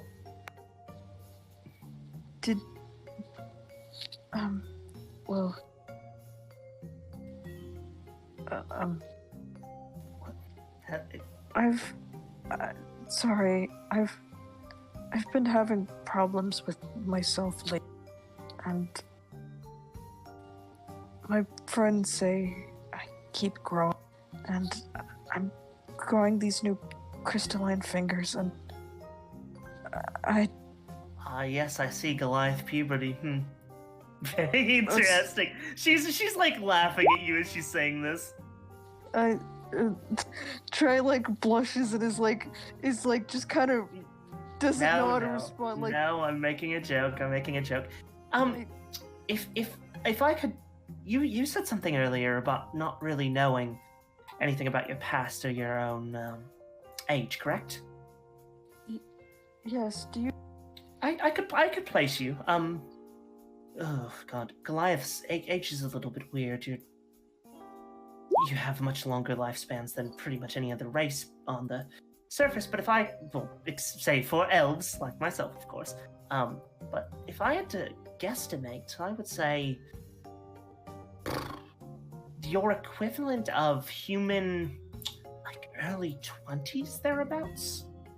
So not old enough for you to be continuously growing in that regard as a Goliath.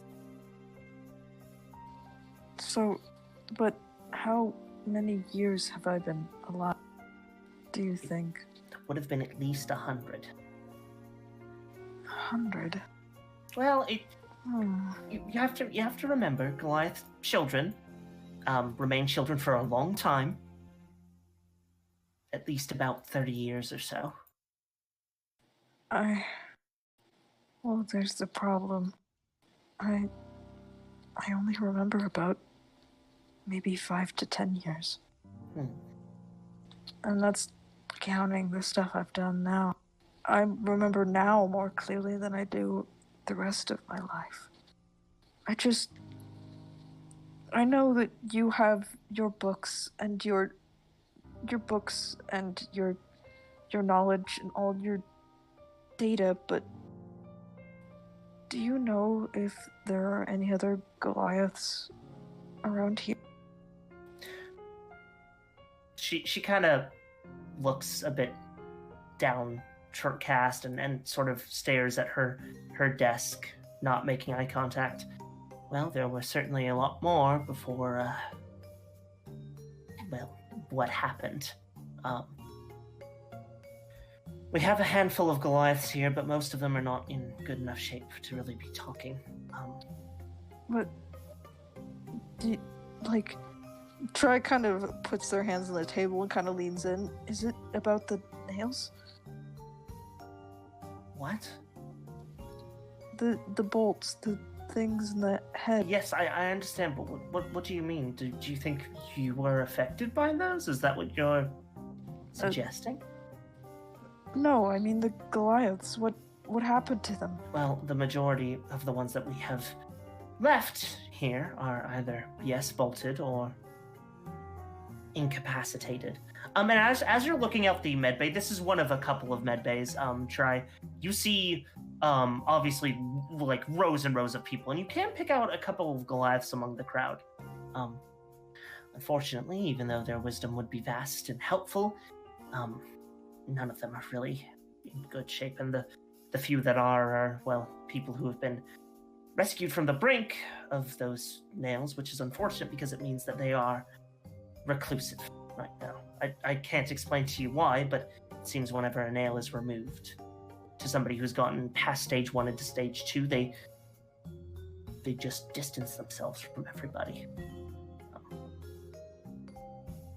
But we're still finding survivors every day, so I'm sure we can find somebody for you.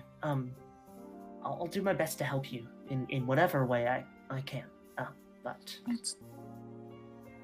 It's fine if you can't. I just want to know what I'm doing here. I mean, okay. About your lack of memory, Try. I think I might have something. She picks up a book and she starts flipping through it, and she points at something on a page and then sets it down on the table, and then looks up to you and says, have you experienced anything traumatic that you can recall before that period of time that you can remember? What period of time?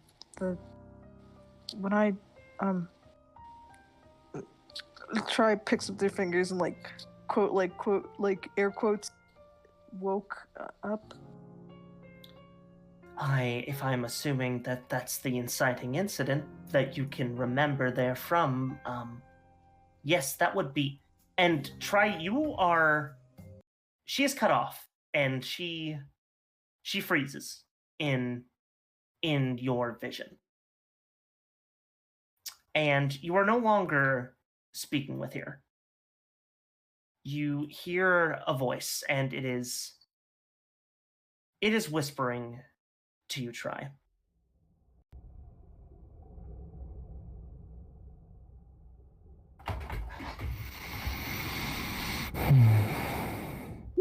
You know, for a creature so simple, you ask far too many questions.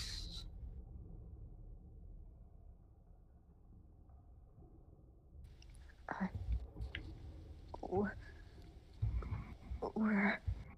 Shocked? Surprised? You can't move, can you? What did you do to her? I've done nothing to her. Try. It is you who I've done something to.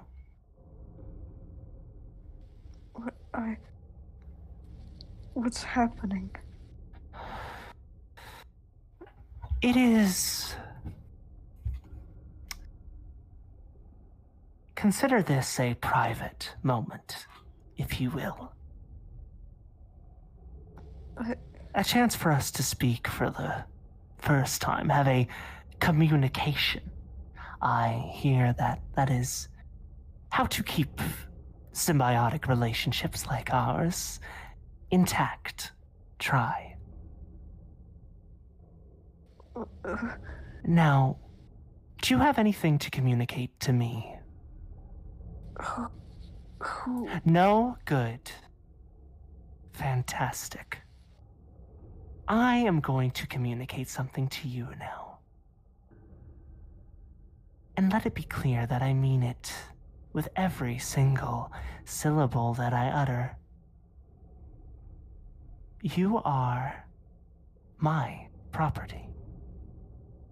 You are the vessel with which I will enact my vengeance upon this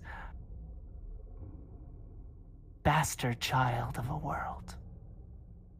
You understand that? Destruction will follow you and your compatriots forever. And you will never get the bliss of knowing death. You will never get the bliss of laying down in the dirt and feeling your consciousness fade for the last time. You will forever be damned to this. And I will relish in every single second of it. What do you...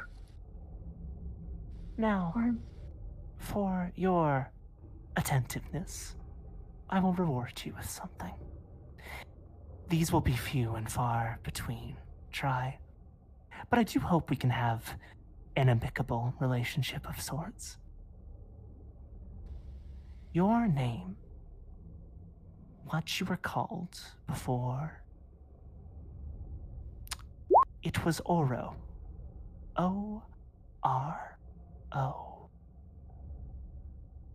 It is a Goliath name that means Peacebringer.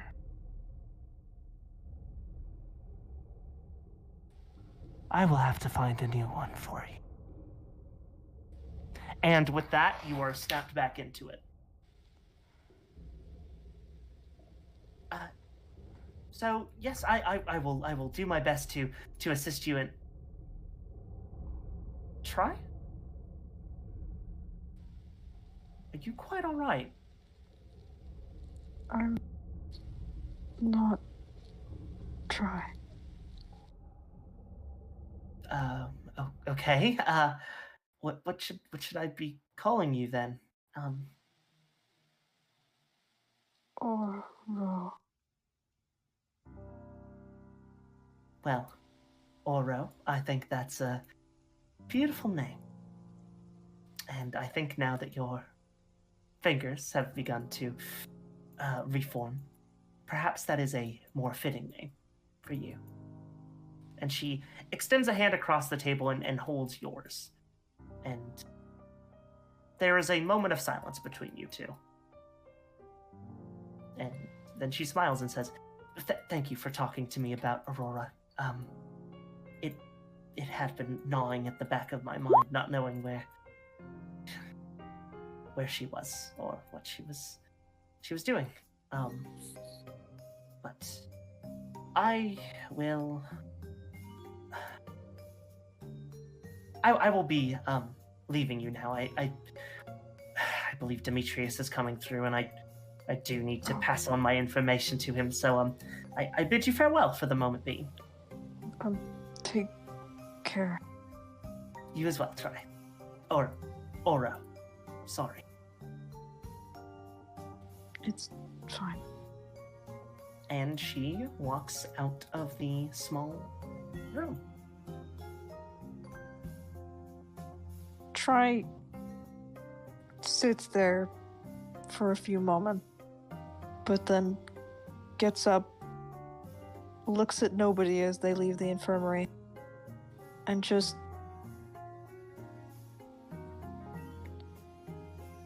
heads to the private bathroom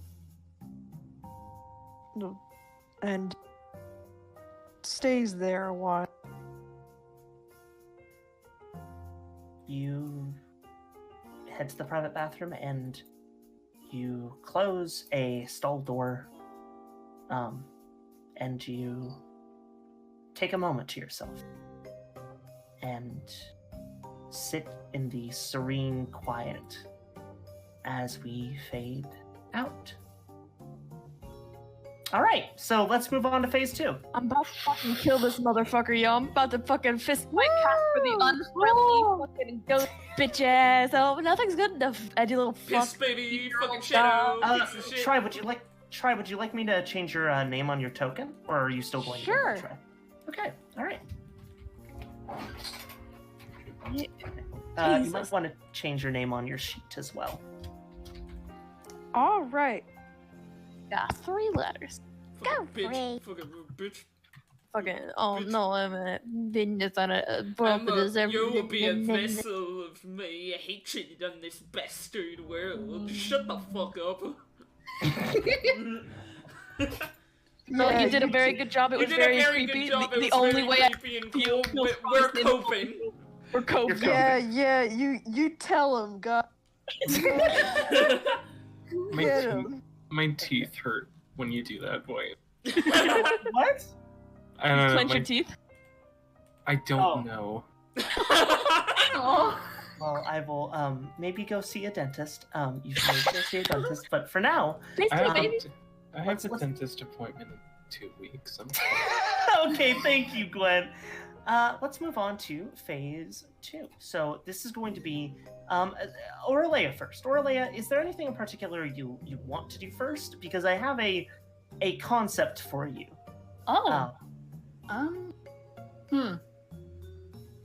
The other one I think going second would also be fine. I can't see her really doing much other than like doing little patrols of the area, And I think maybe even relaxing, right? Like maybe relishing in the fact that you have a bath available to you and like, just chilling. Yeah, that's fair. Okay, so it's while you are taking a bath, and you've been bathing like pretty consistently now that you actually have a chance to, and it is relaxing and calm, and you are just melting into this warm water, and you almost catch yourself falling asleep a couple of times, and you were just fully submerged and relaxed until you hear a knocking at the door, and it seems kind of urgent. Oh, that's not good. I hate urgent. Once I hear that it's very urgent, I immediately get up out of the bath, put a towel around myself, and walk over. Miss Auraleia, I need you to come. I know you're probably busy, but the others are preoccupied, and I understand. This really can't wait. Okay, good, fantastic. And you rush out. She throws like a cloak, kind of like an overcoat, like a bathrobe at you, before sprinting down the hallway, and you follow suit quickly. Yes. And she brings you to the infirmary, and oh no. You see something that is horrifying to you down there. You see the goblin woman whose foot you impaled. She is currently like writhing around against bonds, and they are starting to snap underneath her strain as she's like kind of growling and hissing. And when he says, "All right, listen. I know this isn't great, but I need you to somehow sedate or subdue her while I remove the nail, because if she keeps moving around like this, I could cause some serious damage to her skull. Can you do that for me?" For this one, I don't know if you want me to be the Please, one doing that. Nobody else is available. Everyone else is scattered amongst the entirety of the building. I couldn't find them. You're the only person who I know where they were. Please. I'll try. And she bows her head and does very, very shuddery steps towards the goblin lady. You take some shuddering steps towards her, and you don't even notice at first as your feet stop touching the ground. And you watch her as you approach, and her eyes go wide at you. And there is something clear there now, but the animalistic part is much more volatile and violent, and she's now shrieking and trying to move away. And you extend a shaking hand to stop her, and then she jumps up and charges you, snapping all of her bonds in the process as a gust of wind erupts from you and bowls her to the ground. And without thinking, you jump on top of her and are now holding her down as Winnie follows behind you and is now tugging this thing out of her skull. She, the goblin starts to reach back behind you and scratch you. I need you to make me an athletics check with Constitution as the stat to see if you can endure all of this, like, mauling, basically, that she is doing to your flesh as you are trying to hold her still. Athletics with Constitution? How would I go about that? Instead of strength. Just so if you're trained in athletics, add your proficiency bonus, which is +2, and then your con score. I will give you advantage since she is, like, on the ground and you're making it more difficult for her. Get up. D20 plus con score, you said? Yes. Okay. And if you have proficiency in athletics. I do not, but... Yeah. Okay, so 20 plus 3. Let's roll that with advantage, so roll me 2 of those. 1, 2. Okay, that 17 does it. You manage to hold her down. Her, like, claws sink into your flesh. These aren't really claws. You're looking and you're noticing they're just fingernails that have overgrown, and they dig into your arms, but you have endured a lot of physical punishment throughout your training, and you manage to hold fast as the nail is removed, and she goes limp. Is she... she? No. This is good. Quickly, Winnie takes a bandage and applies it to the back of her skull with a little bit of something else, and you're watching as the skin sort of is already regrowing, and skull tissue as it is removed, and you realize she's using some kind of healing magic on her. Okay, so she won't get any kind of infection, but she is going to be unconscious for a bit. Thank you so much for your help. This means quite a lot. I'm going to go grab the Chancellor. She's usually better at treating patients after the nails have been removed. I need to. I'll be right back. Can you please watch her? Yes, of course. Okay. Thank you. And she is gone. And you were just staring down at this goblin that you were still kind of sitting on top of. I will get off of this poor girl and sit her up, get her into a more comfortable position. You roll her body over. She was lying sort of face down on the ground, scratching up blindly at you. And you sit her, you lay her down kind of on her bedroll. And very quickly, like within about 5 minutes or so of watching her, you start to see her eyes flutter open, and she looks at you. And there is clarity there. She is still clearly groggy from being unconscious, but she is just looking at you. I immediately put both my hands where she can see them and back up quietly, or softly. No, hey, oh my god, my head. It's going to be okay now. You don't have to take that from me, but there are doctors on the way. They're going to help you. Shush. Go quiet it, please. I've got to... Sorry. Split it. What happened? And she blinks her eyes open fully, and now she's looking at you, and she looks terrified. I know. You're the one who... Feel whatever she's clamoring back, and now her back is up against the wall, and she's in like a sitting position, and she screams out in pain as her let's say left foot hits the ground, and she winces out in pain and looks at it. Please, you're... What did you... No.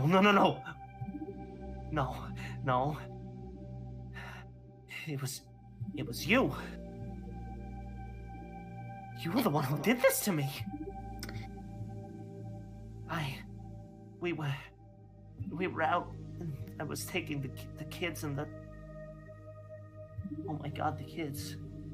They're safe. They are... Roll me a deception check, because you know some of those kids are dead. Fuck me! Are you going to lie to her or not? I legitimately was just thinking of the kids that were still alive. I'm sorry. Yes. What do you say to her then? Do you try to deceive her or tell the truth? No.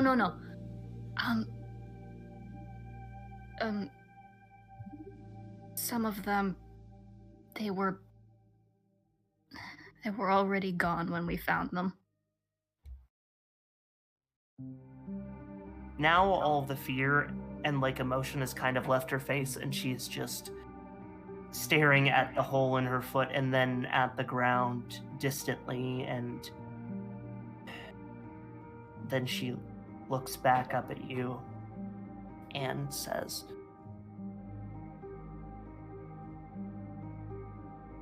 "Did you protect the ones that was still there?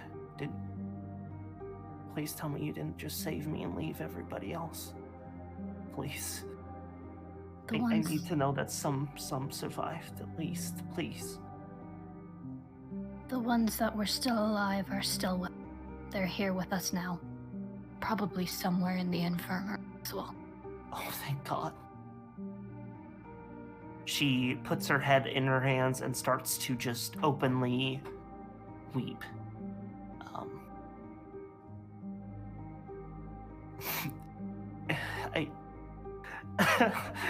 I can't. I know. It's a lot to take in at once. I'm so sorry. Please, no. Feel whatever you must for me. You shot in the state you were in. You shot one of my comrades, and I hurt people? I know. It's not your fault. No, I'm did I hurt you? I'm so sorry. I didn't. No. I don't know. I just wanted. I was supposed to protect them, and then we left, and there were some panthers, and It's okay. I had to. And It's okay. I felt something in the back of my skull. It's okay. You did your best. You did very well. I'm just... The reason your foot is like that is because of me, and you know that, but... She nods solemnly. Like I said, I have no excuse. I was frantic, and I did something that could not be undone. So please feel whatever you feel for me. I'm not asking forgiveness or anything like that. But I think for now I'm just going to try and rest and forget all of this for a second. It's a little bit too much to wake up to. But and she looks at you, and there is a weak smile in her face and even in her eyes, and she says, for saving the ones who you could, and for doing your best to protect other people. I am forever in your debt, regardless. So, please call me by my name. Elvira the Mora. It's well, I can't quite say it's nice to meet you, but it's good to know that there are other people out in the world like me.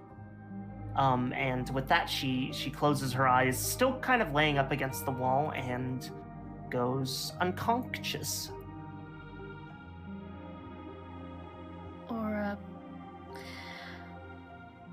Or slumps to her knees, just stares blankly at the floor.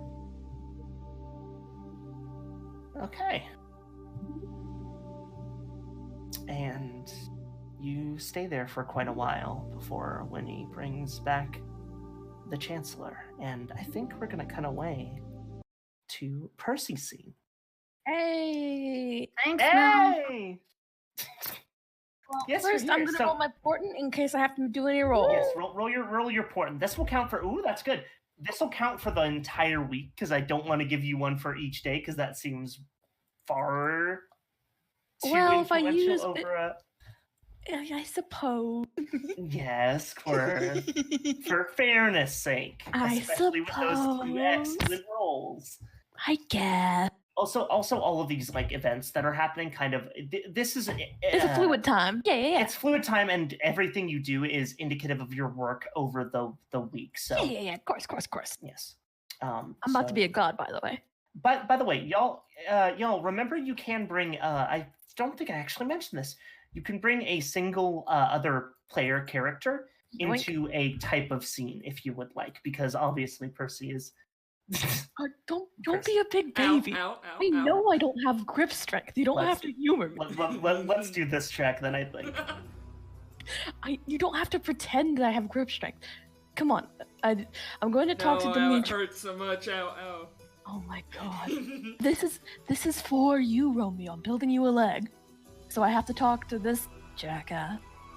Lucky Oh, wow, that's a- you. That's Thanks. a lot more. Hold on, let me. You get to stand with me while I do it, though. I get to sit with you while we do it. Yes. Well, that's saying if I can actually convince him to help out. But, I can do that, obviously. Just put any grudges aside. She just kind of stands I there. will put all of my grudges aside. Yes. Thank you, Romeo. Really helpful. I'm just gonna... Where's his office? We know where his office is. Yeah, you're walking down these grand halls of Curio's Academy of Queries and Ponderings, and Professor Marm's office is actually, even though he's like, he seems to be a kind of big deal, his office is rather modest. It is this door in the wall. It looks completely indiscernible from any of the other doors, unlike the Chancellor's office that is this big, wide open, like tall double door thing, and some other professors. It is just the simple brown wooden door with his name emblazoned on the top of it. Professor Demetrius Marm, head of engineering and general arcana studies. All right. Mel, could I have, or what happened to the robot frog? It was definitely brought to him, I think. Okay. Okay. I have a question about a backstory thing that I don't actually remember if we've ever talked about. Okay, sure. The specific item that is very vital to my backstory. Did I take that with me? I think if you would Percy have done that is a good I think question. so, because she was kind of thinking that, like... You want to return it, I guess. Yeah, that's kind of the thought process. Okay. All right. That's fun. That's a fun concept that I like a lot, actually. Yeah, Percy has a small not a small bag, just a bag with her that is bundled up under her arm. It looks kind of lumpy, like really surprisingly lumpy at like awkward angles. Yeah. Okay. And it looks really heavy for Percy. Yeah, Percy is a little bit struggling with it. And as they stand in front of the door, okay, I need to be able to gesture. So can you hold this? Yeah. Thank you. Just slings it over his Romeo, back, and then fucking guts himself in the back. Ow! Ow! And Romeo, as you sling it over your back, you feel a considerable weight. Like, this is heavy. It's not as heavy as the logs you carry and have carried in the past, but it's got some heft to it, for sure. This was all of my carry weight. Yes. You'll see what that is. Should've tested that out before I did the big dick play, but well, here we are. I mean, I was the one carrying it, so I kind of understand you not thinking it was that heavy. Anyway, she kind of like straightens herself up a little bit and knocks on the door. Yes. Demetrius? Please, I would appreciate being called... whatever. Yes, by all means, come in. My office is open for the moment being. By the way, if you want to look at his NPC sheet, please, real quick. Really quick? Oh, yeah. Yeah, checks out. Most difficult. Yeah, checks out. So do you open the door? Yeah. You open this door, Percy, and it's like you caught him in the middle of him, like, coming in, doing something, and then leaving. He has papers, like, strewn about his desk. There are drawers open that he's kind of trying to quietly shove closed. Hey, can I snoop? Yeah, sure. Roll me a snoop. This is not like a obvious snooping, but just a do I see anything? Oh, that's fine. It's like a bunch of general stuff. It's hard to like parse exactly what it is. A lot of it's, even for you, very complicated formulae. Romeo. Right. No. Romeo. No. Romeo. There's Romeo. so much shit in here. Like, so Percy can at least discern, like, oh, that's an engineering thing. Oh, that's a... And see that all of this is normal. Romeo's like, what the fuck? You see the phrase arcano-mechanics and immediately your brain shuts off. Can I help you with something? Yes, actually. So I've been informed that you are the Professor of Engineering and General Arcana? Yes? He immediately gets up and starts walking out of his office. Walk with me, talk with me. Alright, sure. Percy looks at Romeo like, what the fuck, dude? He like grabs a bunch of his papers, puts them in some kind of manila folder, and is gone. Like, I'll follow it after. You have to kind of struggle to keep up with him. He is a very large man. Romeo carrying the heavy sack and in one hand and has the quarterstaff in the other, and is just kind of trying his best. Percy taking his the arm back. Romeo tries to not let you take it, and then after a while is like, fine.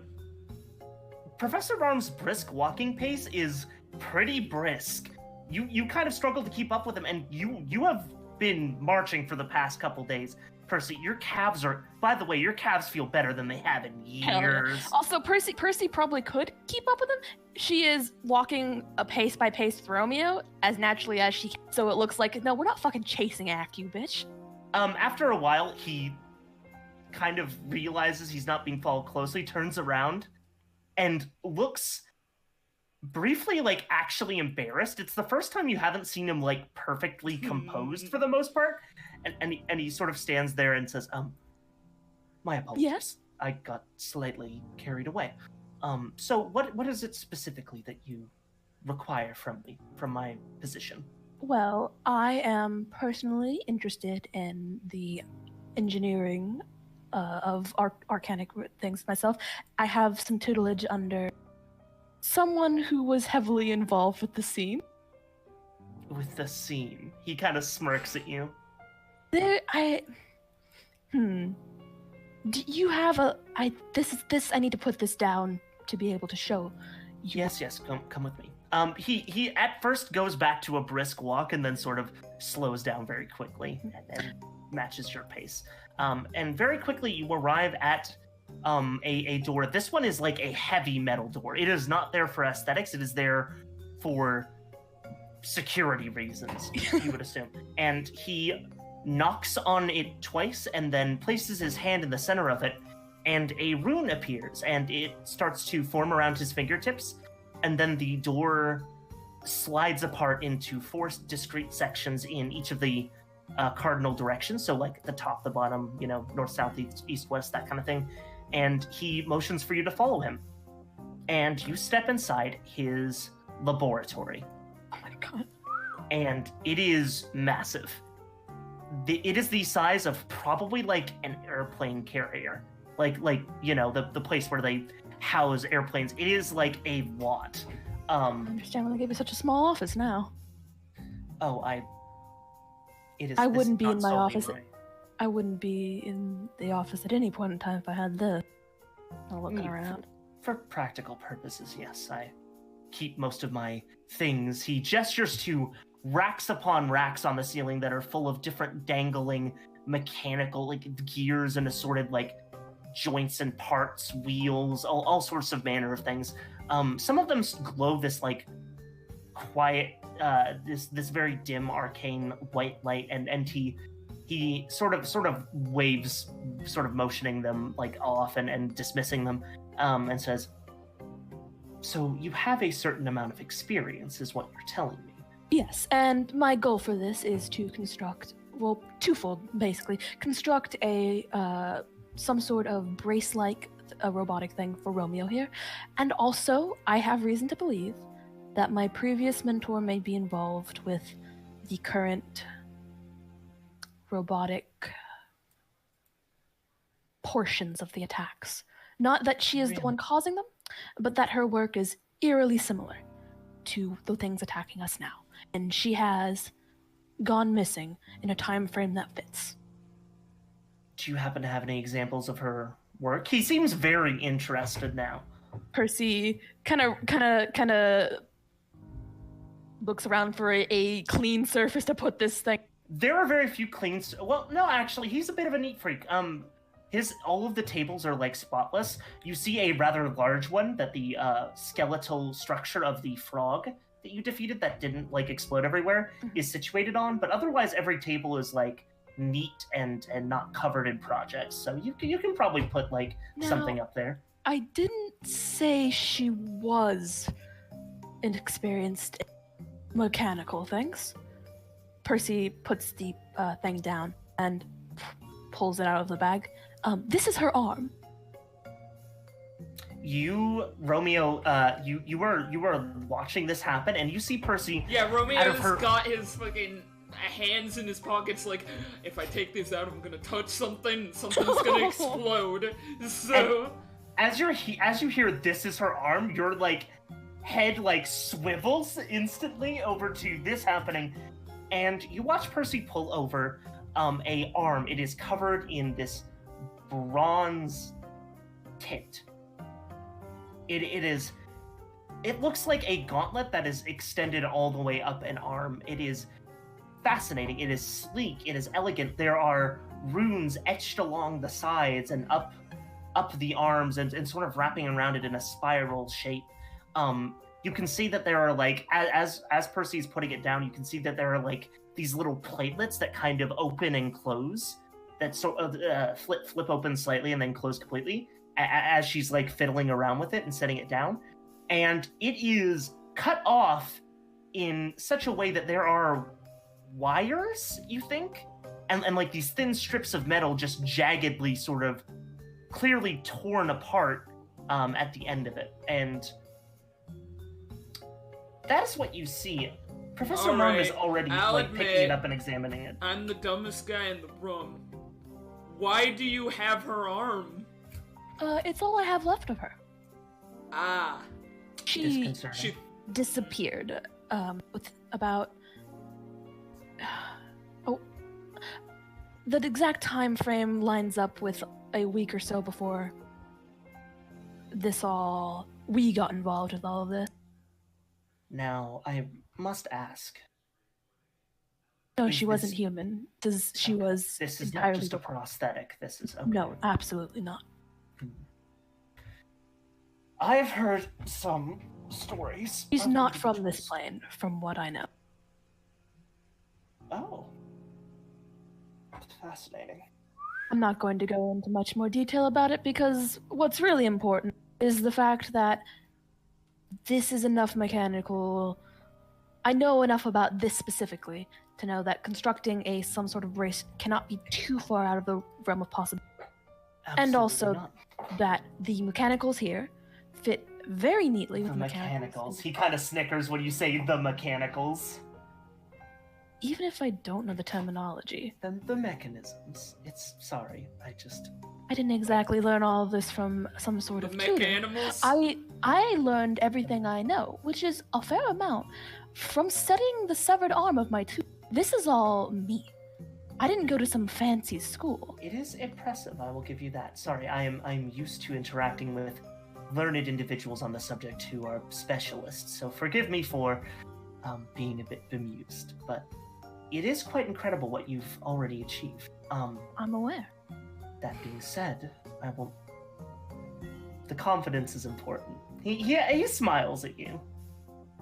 Percy doesn't smile back, but she's not glaring at him. She keeps the same pleasant expression that she usually has, I'm assuming. Now, the real question is, I assume you don't want this taken apart for obvious reasons. You aim to return it in some way? Yes, though I am becoming decreasingly sure of the fact that I will be able to do that, but I do want to keep it whole as it is. Well, rest assured. I've heard of similar beings of that type, and this tutor of yours, they seem... She. Oh, I'm sorry. She seems quite capable. She is. And I would highly doubt that this is the end of her. Individuals made purely of mechanical parts are surprisingly able to survive for long periods of time without, well, even vital organic portions. So I would not put it past her to be more than capable of handling herself. Mostly just speaking to the whole giant mechanical beasts that are from the thing that is plaguing everything down here. In her style, that's mostly my worries. Well, if it's any consolation, these things appeared prior to her leaving, if your timeline is correct. If she aren't they getting more advanced? Yes, this is true. Although, and he leans back now. He's sitting down in a chair, and he leans back for a second, thinking. The presumption was that. Okay, perhaps I should clarify a couple things about the situation. Winnie likely told you everything that she knew about what we have been dealing with. And he leans forward now and folds his hands on the table where the arm is situated. He's not like touching it, he's just like looking up at you guys. And the unfortunate long and short of it is that whatever these things are, we presume that they are not entirely mechanical, or at least not, their origins are not entirely mechanical. Some of them have been found to have pieces of rotting flesh on them. their incredibly human-like intelligence and strange noises emitting from them have led people to believe, along with the advancement of whatever, I suppose, disease, illness, we're going to call those nails contracting in others, that they are slowly being turned from those little spikes into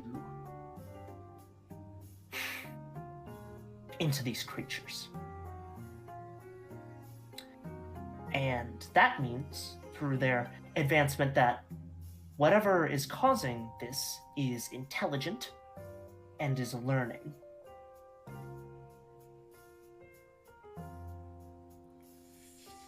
Well, at the very least, we shouldn't be able to run out of...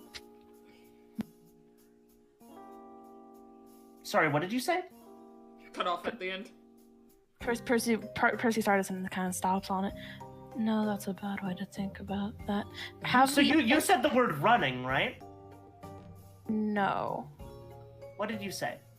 She was basically just thinking of like, well, we won't run out of parts, and then realized, that... I would rather make my own from scratch, considering... Do we have the materials for that? I have plenty, and defiling the dead is not exactly a... enjoyable. Yes, of course. Just concerned about the material, since it seems rather scarce on some aspects. The materials that we require are medicinal, but we have many artifacts here and much sheer metal that we are using for nothing else, so do not fear for that. That's good then. Gods, as the situation stands... Well, if you wish to learn from me, then we shall. I wish to... You okay? I'm perfectly fine. Sorry. Just making sure. Romeo, roll me a perception check. Oh yeah, my great... Well, +2 ain't bad, but... You actually would get... Okay, you don't need the advantage. You see in his hand after he has coughed, you see small granule formations. It's this like greenish, grayish, brownish. Mm-hmm. It's almost like this rocky material. We should get started post-haste then. Yes, and I will put it, this isn't me wanting a professor's-led lecture. I'm going to make Romeo a brace. And I would like to learn from you in the meantime, but don't treat me like some college student. He kind of like squints his eyes at you and tilts his head. Whatever you think I might think of you or your family, keep in mind, you're a Vidal. I would not consider you doing it any other way. And more importantly, you seem very capable. Of course, it comes with the name. Then let's begin. Romeo fucking rolls his eyes at this shit. It's like, in his head, it's like, you guys were getting on so good, you were being nerds. He's not meaning anything by it. He seems to be... Percy but Percy does. So Percy he's does. rolling his eyes at fucking Percy, mostly. Alright. And with that, I think you set on beginning work on the project. It is a bit difficult. So roll me an Arcana check. I use my 17. You use your 17. Mm-hmm. It goes very well. That's a 23, baby. Yes, you are working with Professor Marm, and he is... Admittedly, you are a prideful person, Percy, and a person that disrespects your family in any way or that you have imagined slighted them is not somebody whose opinion you take in high regard. However, he knows what he's doing with robotics, and Percy trusts him with robotics. And you learn quite a great deal from him. He's actually a very patient teacher, which I don't think you expected, probably. Not only is he patient, but he is very, very quick to put you back on the right track. Because I imagine, Percy, you're a bit of a perfectionist. Absolutely. So as soon as you start having flaws in your design and considering how nervous you were, at least initially, about like wasting material, I imagine you get frustrated quite quickly, and he is quick to not like try and calm you down necessarily, but basically gives you more accurate directions on how to fix these mistakes, as opposed to like trying to just get you to do it right over and over again. And I think during this, Romeo, you've seen Percy do like her magic bits, and she's like all that perfectionist shit. Her working on this brace, that's ultra nerd mode right here. She has like the ponytail that Aura gave her, just like slung some of her hairs out of her face, and is just like completely engrossed in her work. Like if she gets like dirt on her or whatever, she doesn't even like notice at this point. Like makeup smeared or whatever. She's just in a zone of figuring shit out. And I think throughout your instruction, you're very practical and pragmatic, and you actually, I don't know if you grow to respect Professor Martin, No. but there is definitely a mutual acknowledgement of like, He's smart. he's She knows smart. And there is a level of like, you are clearly the teacher, I am clearly the student. And I am Not the student, but you are the anatomy. one person who... Yeah. Romeo just sent me for most. I think at some point Percy realizes that like she's been like talking for like they've been talking for an hour, and Romeo able to get a word, and she kind of says, "You know, Romeo, I feel if you really wanted, you probably have other things to do." Yeah, but what if you get a measurement wrong? Yes, we do unfortunately need you around, even though I know you probably would prefer doing anything else other than just standing there. Here, by the way, he is like, you two are like, you are like on the ground right now, Percy, kneeling, kind of like adjusting this brace, and so is Professor Marm at the back of him, so you're looking up at him, and he's just sort of mumbling as he's moving things around on his ankle. By the way, how's this? A little tight. Okay, alright, But, you guys are helping me out big time, so least I can do is be patient. Well, you're helping me out in a way. I'm not going to elaborate on that right now. Anyway, you put some more God reinforcement- forbid you elaborate on anything other than I- this nerd shit! I elaborate plenty of times. I've elaborated more than you have in your entire life. this nerd shit is going to save your leg, so... mean, I not know, but necessarily. I've had to listen to it straight for an hour without calling it nerd shit. I suppose you get a couple then. 5 max? Oh, any I point already time. used 2. Yeah, gonna have to conserve those other 3. Oh, one conversation too. Goodness. How about persecution? That Yes. one notch right there. Are you... What about this one to the side? I worry about it this getting hit, so I feel like we should focus on... We should make sure we have the reinforcement, or the ones that are in the most line of fire, be more reinforced on it.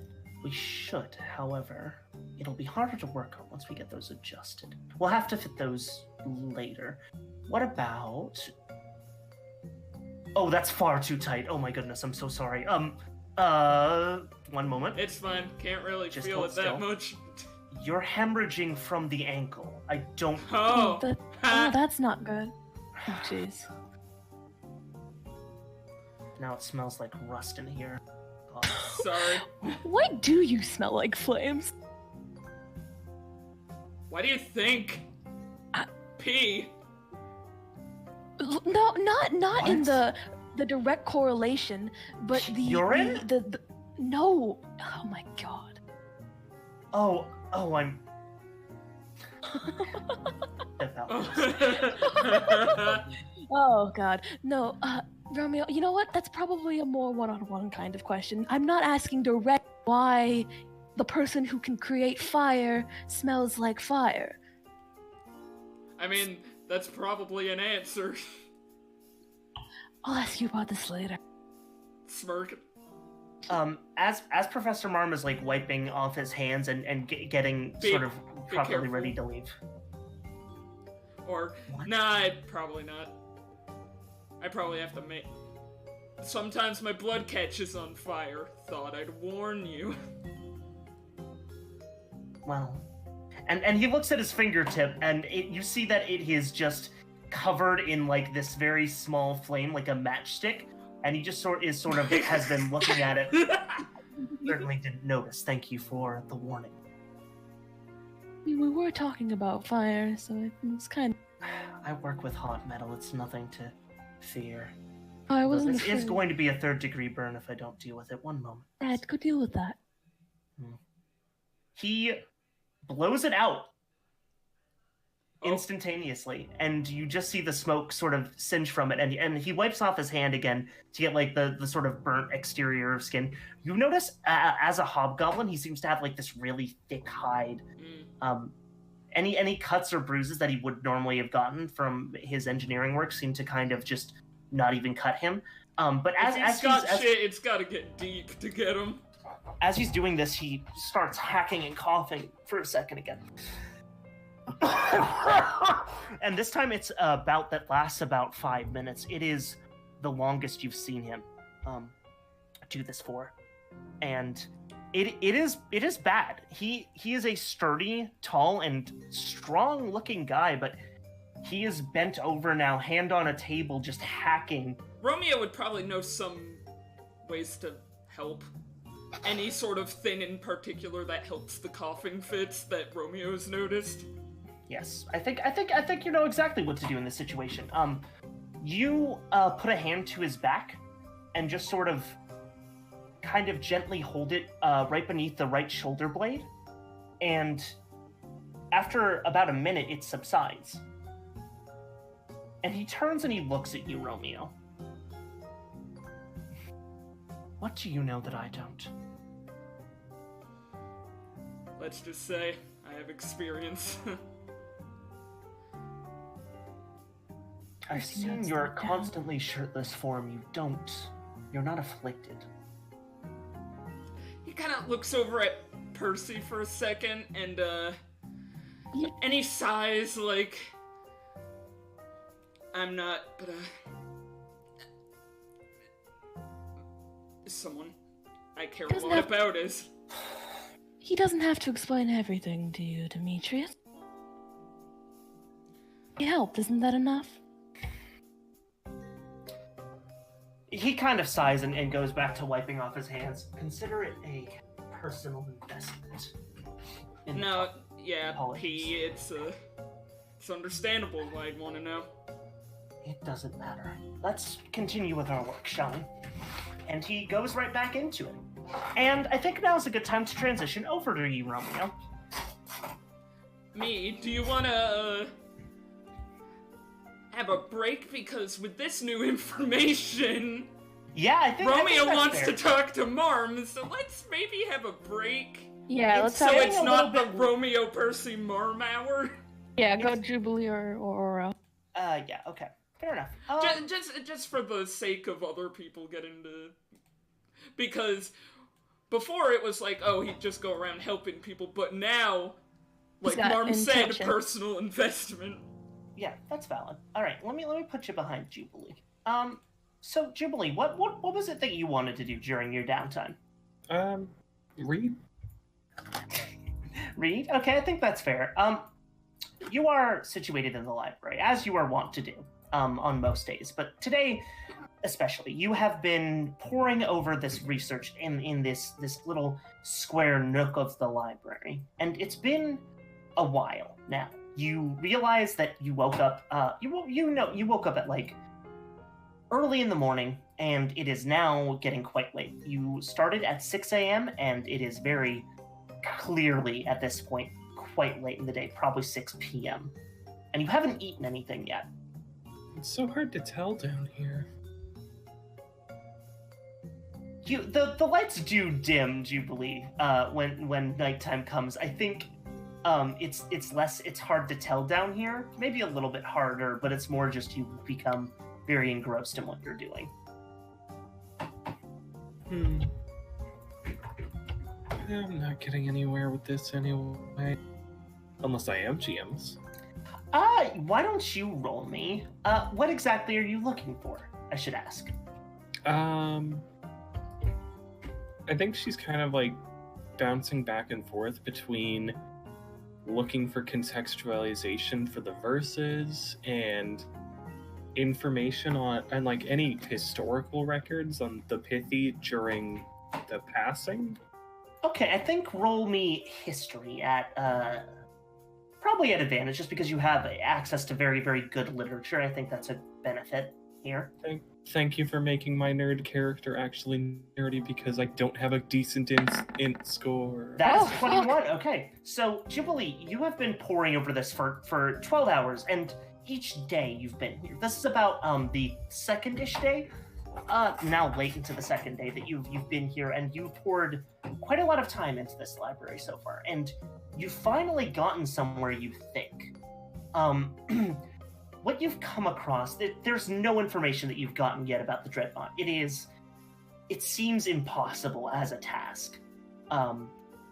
There are verses that are similar, but again, it's like any fable. It's these clearly very cryptic, intentionally intimidating and vague sort of scripture that doesn't really have a clear objective or reason. Prophecy in general just mentions fate, yada yada yada, and that is sort of fruitless. What you have found, though, you said you wanted information of the Pithy during the passing. She's trying to she's wondering if there are any parallels with back then and now, and she's kind of trying to find anything like that. What do you mean by parallels? Well, like during the passing, right? But basically what she's thinking is like, during the passing, gods disappeared and fought some shit, probably. Is that happening again? Okay. I think you any evidence to support that's happening again? I think you are looking into this, and you are seeing you're seeing a lot of information kind of about the history of the Pithy, because it's difficult to know what happens in the Pithy. It's very secluded, not much is like mentioned about it. You know that they burned bodies during the passing, but you don't know why, because the passing, as far as you're aware, never really made its way down to the Pithy, especially not like necromancy. At the very least, they didn't ever seem to outlaw it, and you find out why. Necromancy was never outlawed because necromancy was a utility to the Pithy. There was a long period of the Pithy's history where the dead were raised to perform menial tasks. It doesn't reach into the present. It ended around the time of the passing. Just simply a respect for the dead and an understanding of what was going wrong, and also the fact that the ethical questions of using the dead as labor and how conscious they are of what they are doing, and how, if that is like disturbing their souls or not. But it was part of what made Marm's Pithy as great and expansive as it was.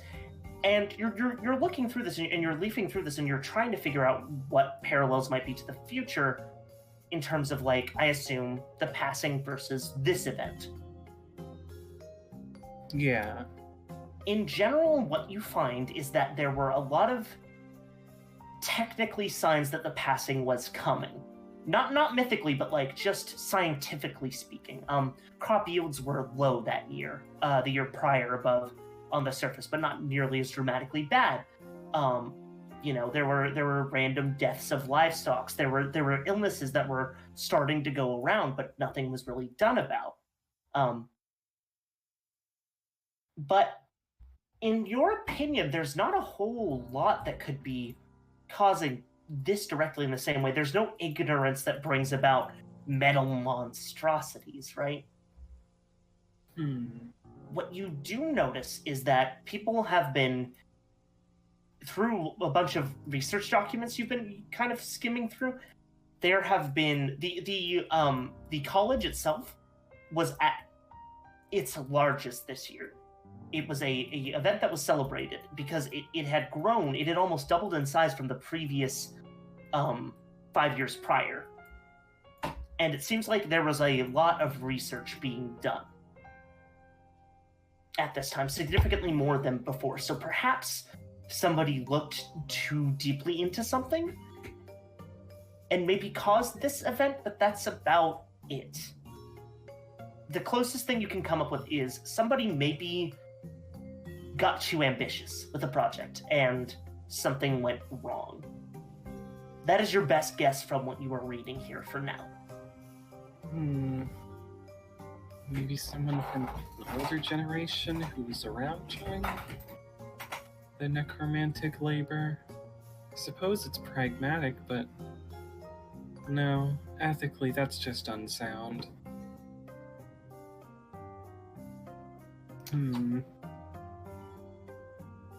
Real quick, I have to BRB because I have to pee very badly. I'll be right back, sorry. Maybe someone... pissed. Maybe someone who didn't see an ethical problem with that. Maybe someone who stumbled upon something that they weren't meant to know. It'd be hard to track down a specific individual. Seeing as how the college basically grown so exponentially. This is giving me a headache. Maybe I should read about mushrooms for a bit to vitalize everything. I bet they have some cool things I can learn about that. All right, Gwen, I'll go get the book and tell you about mushrooms. You don't have to beg me like I do like learning about mushrooms in and out of character. Yeah, that checks out. Checks out. I can tell you. Fun fact about mushrooms, if it's blue, it's not gonna kill you. Oh fuck, really? That's cool. I'm gonna go get some Most mushrooms, mushrooms bro. don't kill you. If Most? they cut them Most? open and Yeah, it's blue hold on, Wait, most. most? I'm sorry for disappearing. What I was mean, that? from what I know, from all the blue mushrooms that are in my book are not dangerous or poisonous. I think maybe one of them is in. Now, So from I don't know He's if I gonna want to spin take the that wheel. 90-10 chance of 10% of the blue I mean, I mushrooms don't know the I rest of the blue encounter. mushrooms. I don't know. There could be a blue mushroom that. Why are we talking about mushrooms? Thank you for vamping, but why are we talking about Because mushrooms? Jubilee was like, oh man, maybe this or this or this. I might just read about mushrooms to calm down.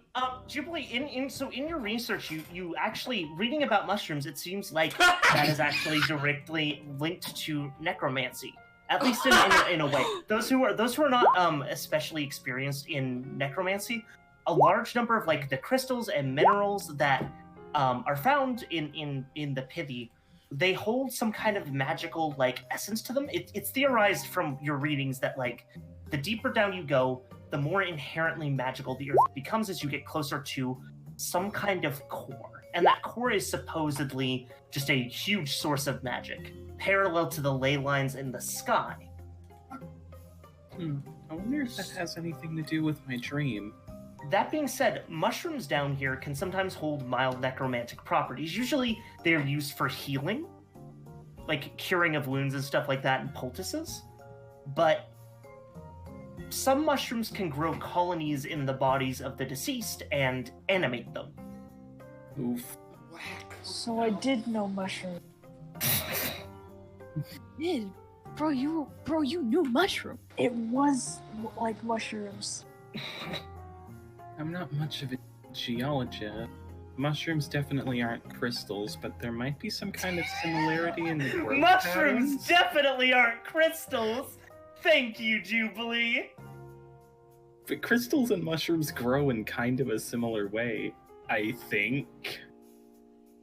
That is I might be. Why don't you make an Arcana check at advantage? Oh boy, this advantage better come in handy. It did. It did! It super Geolo- did. Okay, Geologists did not like that. so you actually looking through this now? That kind of makes sense. The way that these crystals are growing, it is kind of like a fungal infection in a way, because they attach themselves to seemingly like whatever they're growing on, and then continue to using like the body itself as like some kind of power nutrient, you're not quite sure, source, grow within there. The real question is, what is it that these crystals like about you five specifically that are causing them to grow in you? That, and also they're growing in And what's your dad's name? Who's Dad! Fuck. Dorian, thank you. Oh. You know that they are also growing in Dorian. So what is it about you 6 specifically that is I was making like, these Jubilee doesn't freak have out? dad. That's the one person who don't got a dad. Yes. I'm surprised you I have could name a a figure. dad. I would have never thought. He's like my grandpa now. Yeah. Jubilee Really has is. 2 moms and 2 grandpas. Oh, it's very sweet. All right, now go. Mushroom crystal. Or That's definitely foreboding. Not liking the concept of here are these funguses that parasitically animate undead corpses, and here are these crystals that are kind of the same, and here are these nails that are kind of the same to the crystal. There's a connection here somewhere, I'm just not seeing it. You can't make metal out of mushrooms, and you can't make crystals out of... unless... Jubilee looks for a book on transmutation. Okay, roll me history or arcana, whichever's better at advantage. History is better because I have a scholar. Your background feature is super useful in this research. Okay. You find a book. You find a book on transmutation, and you're flipping through it. And you're looking at it, and you keep reading a word over and over again. That is kind of hitting you differently. And it is a word resonance. There is nothing directly talking about it. This seems like a recent addition to the library. But it keeps going on and on about how the effects of transmutation can be mimicked by resonance. And otherwise, transmutation, I mean, it seems similar to what you're talking about, exchanging one thing for another thing of equal power, of equal...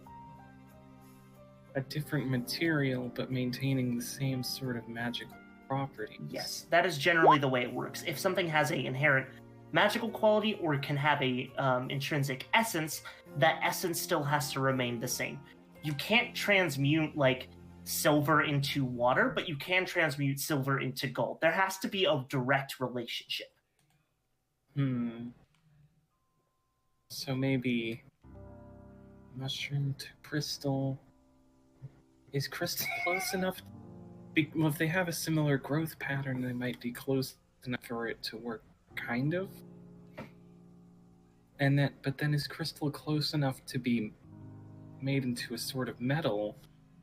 As you are reading this, Jubilee, it seems like everything in this book seems to be referring to this thing, resonance, as a much more beneficial equivalent to something like transmutation. In fact, it's talking about, like, arcana. It's talking about magic as a power source. It's talking about everything. It's in terms of, like, the essence of something that is able to hold power intrinsically. And there are a lot of different mentions of different things, but the word resonance keeps popping up still as this, like, alternative that is just better. Transmutation 2. Not just transmutation. It references all schools of magic in comparison to it.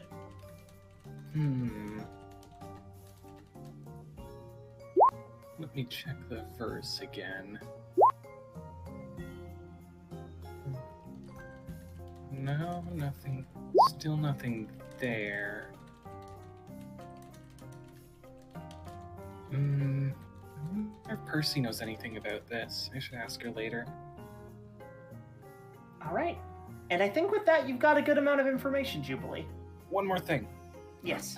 I want to check the author on the book that keeps mentioning resonance. You check the author of this book, and your eyes go wide.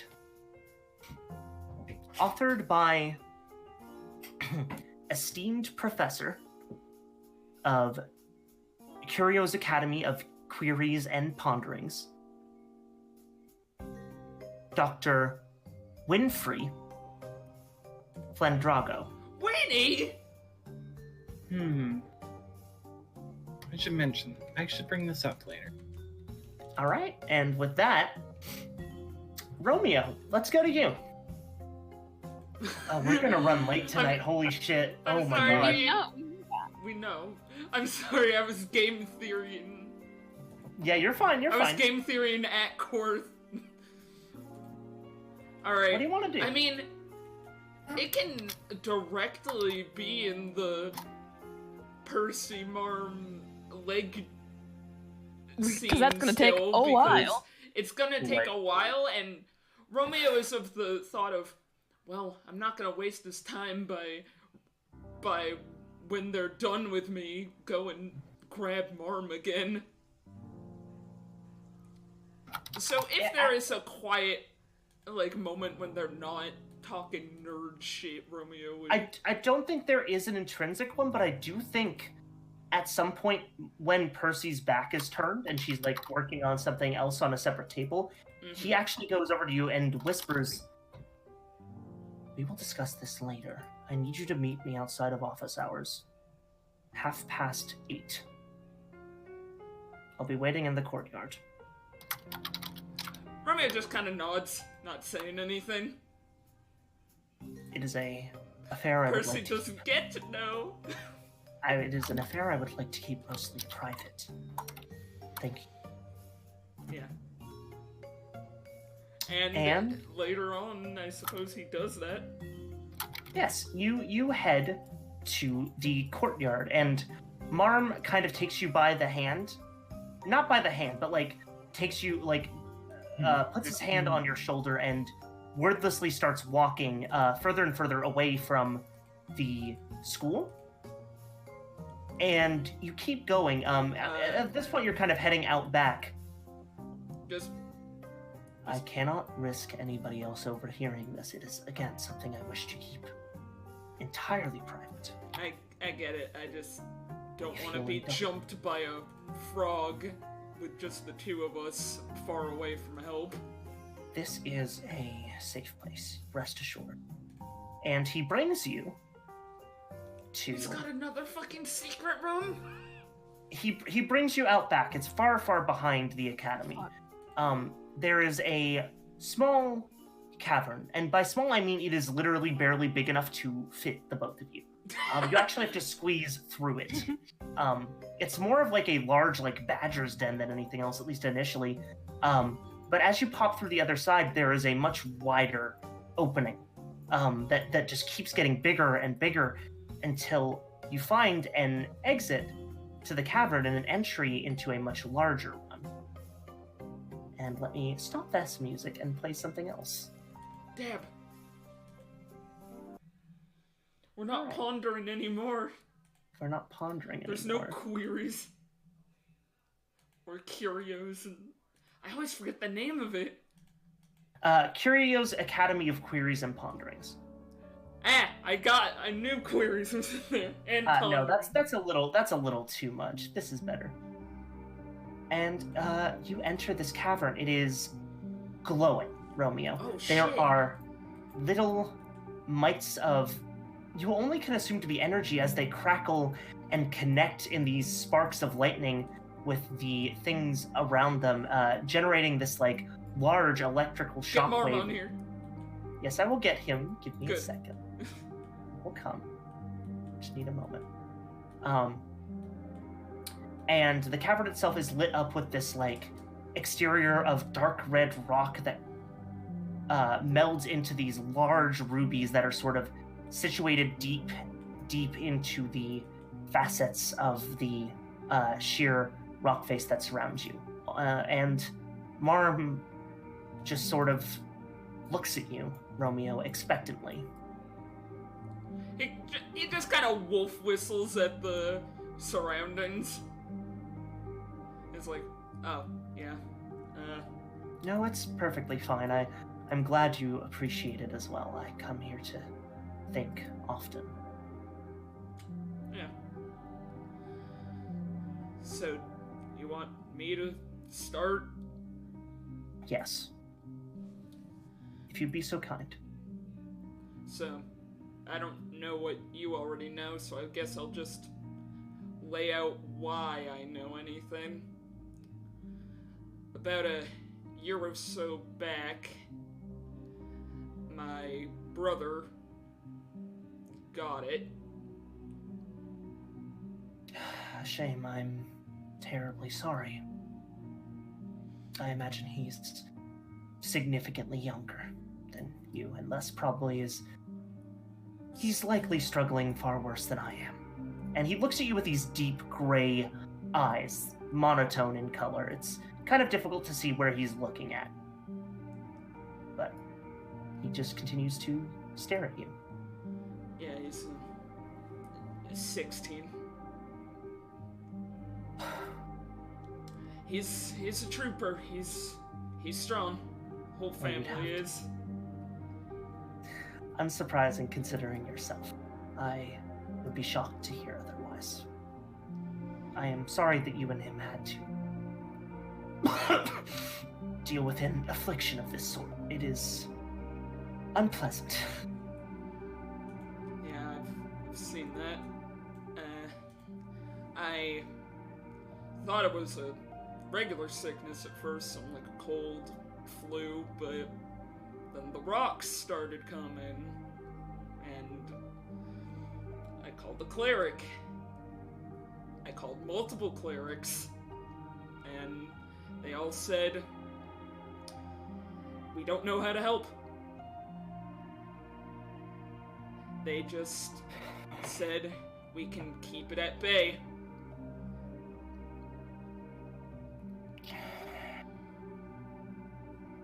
Romeo, I am not a proponent of... I shouldn't say that. I am not a fan of throwing the word curse around lately, but as you can imagine, this is of that severity and of that type of affliction. Yeah, I already got that bomb dropped on me by cleric number 2.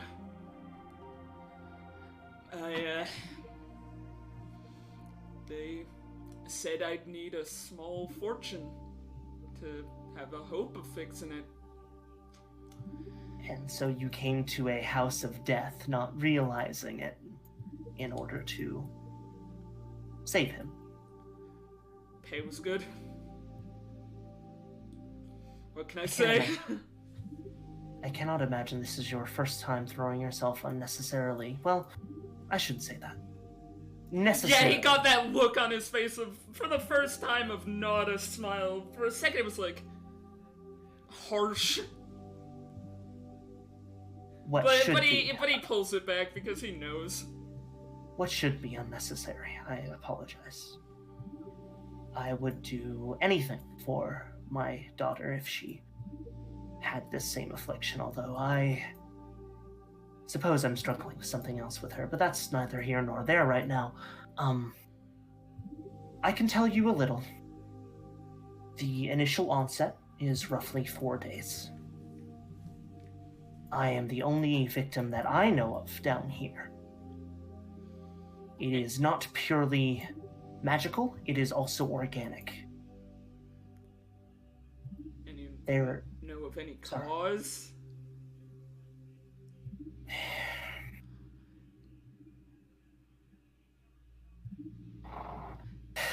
If you don't, but I do, and it is not a pleasant one.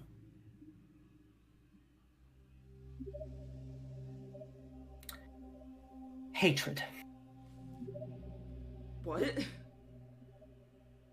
It can be within the person themselves, it can be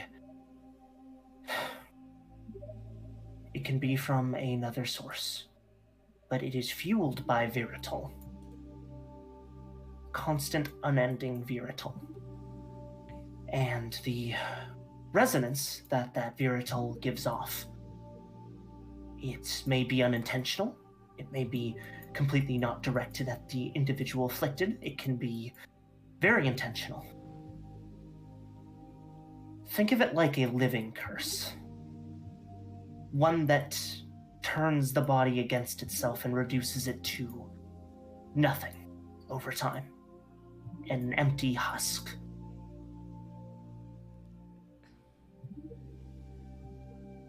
I am mostly hollow at this point.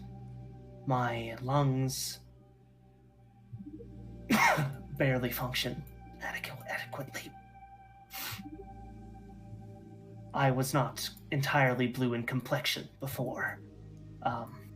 I grew ill. That being said, we are working on solutions through resonance, although Winnie is more than preoccupied at this point, and I could not ask of her to learn more. Yeah, I was willing to put this on the back burner, but I saw you and figured I'd ask. He pops something out of his coat quickly. It is this like small bottle, and he just downs it instantly. And you recognize those smelling salts from earlier.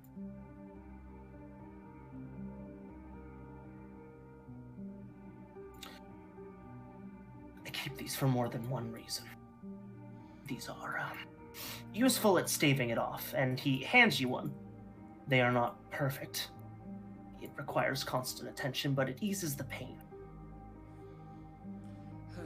Well, guess this is a gift for if I make it out.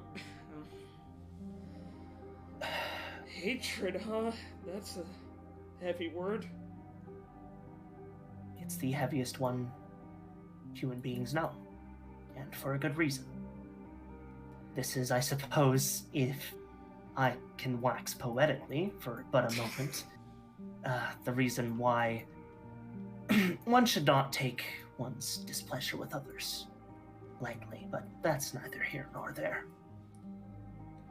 For the moment, I can tell you this Romeo's having much. a bit of a crisis, like, hatred? What the fuck? What? I don't The get professor puts a hand on your shoulder and says, in probably the most calming tone you've heard from him, with the kindest expression you've seen of his on his face, you are going to make it out of here alive. You will see him again. And I know you will. Because you have something worth fighting for. And you are not the type of person to die in a hovel of the dead. Now, I know that it is pleasantly warm in here, but I feel as though perhaps we should retire for the evening. It is not good for me, and you likely need your strength and mental fortitude for the days ahead. Yeah. Thanks. I wish I could be more helpful for you. He waves a hand and says, "Don't take this the wrong way. I'm not very good with words, but I did not expect you to have a academic solution to my problem. I am surrounded by experts in the fields of medicine and magic, and they still do not have an answer that is adequate for me, so hold it not against yourself. I will be heading back now." Okay. Well, if you ever need a hand on your back to help out, I'm here. Yes. I suppose I will keep that in mind. And he leaves, and you are alone now in this cave. The crackling of electricity is the only sound other than your breathing and your own heart chiming quietly against the darkness of the depths, further and further down into the pithy. And I think that's a good place to cut Romeo's. Try. Well, not try. Oro now. Sorry. You legally changed my name, GM. You did this. You Listen, did this. I didn't know if you were going to change it. I have a question. immediately. Does Try tell everybody? Does Oro tell everybody else that they found their name? Like, what's that conversation like? But I mean, We can have that off. Like, I imagine they go around to tell everyone, right? Try the conversation with everybody is usually like somebody will say try and they'll I think it's Oro now, but they won't offer like an explanation like, oh, is that your real name? They'll just be silent about it. Okay. But everyone gets that information, I think. Okay. So Oro, what would you like to do during your downtime? Man, I don't know if Try's allowed to do anything during their down. Oro is just like... Unfortunate. I am sorry. Man. What would Oro think of doing actionably once that bomb got dropped on them? What do you think? What do you think they would rely on in that time of distress? Oro would definitely do a lot of standing in the shower. But I think one thing that is I could actually RP I think they would start writing notes. And not like notes as in like Jubilee notes as in like letter. To who? I mean, there's only one person that isn't here. Yes, that's fair. Aurora. Okay. Oh, that's gonna suck, huh? Oh, You well. did this. You did this. It's a good name. Okay, Oro, so Aura, and Oro. Oh, you did this. Yeah, It's a you're nice the one who sound. you're the one who handed me Aura. You were the one who handed me I did. Oro. Okay, so Oro, you are writing letters. You have situated yourself sort of in this little cranny in the side of the building, a little place where students are supposed to sit, and using the dim light that's sort of reflecting off of the pools of lava below that are sort of bouncing off crystals on the ceiling of the cave and streaming through these windows. You are writing.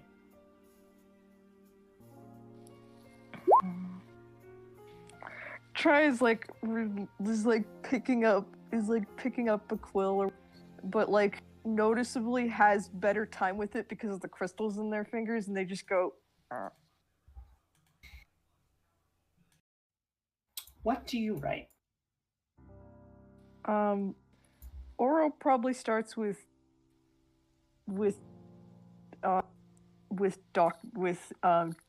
Dr. Aurora, but probably crosses out Doctor. That's, oh my god, that's cute. Okay. If you want just the general contents of the notes, that's also... Yeah, I was going to, but I'm trying to think, because the thing is, Try is not very verbose. What is the gist of the letter, in terms of what Try is trying to communicate? Try would definitely tell her about winning. Mhm. Try would tell them that there wasn't much progress on the nails, but there are other people working on it here, and they are working just as hard as you. Would probably go off on a ramble telling her to take a break, just Okay. because that would be on their mind. I think that's where we start. I think you are in the middle of trying to come up with like a good way to explain why she should be taking a break other than I care about you and the equivalents. And you actually hear somebody approaching. You hear the clop of heavy boots and the shuffling of metal armor, and you see Dorian. And he says, hey, Oro, I don't mean to be too much of a bother here, but you're nice and strong, right? Notably, yes. I'd really appreciate it if you'd just give me a hand real quick. The horses are all put in the stable for the night, but I need to get some of the food prepped for the morning. Oh, It'd be nice to have an extra pair of hands. yeah, I can give you most of hands. Try like puts down the stuff and just kind of it kind of almost like a relieved.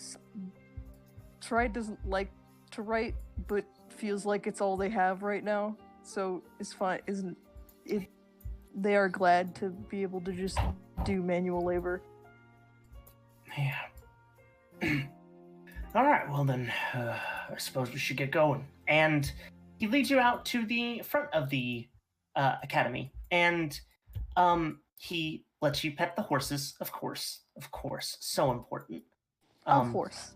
Yes, mostly just getting you used to like interacting with them so that they aren't spooked by you. Because even though you were with them for a couple days, you didn't directly interact with them much, and obviously you're larger.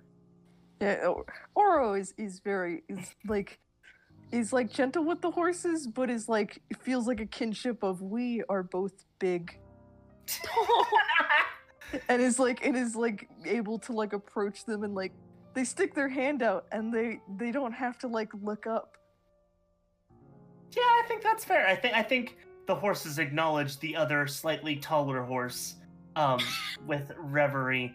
And it's just something that is like on level with them and more in coloration and kind of like just in general you seem like a lot more of a calming presence to them. Jubilee's obviously very good with the horses as well, but you through just like similarities to them, I suppose. I love this pretty much, yeah. Because that's the closest they can like compute. Try. Yo, we are both big and clunky. Yes. And you start helping.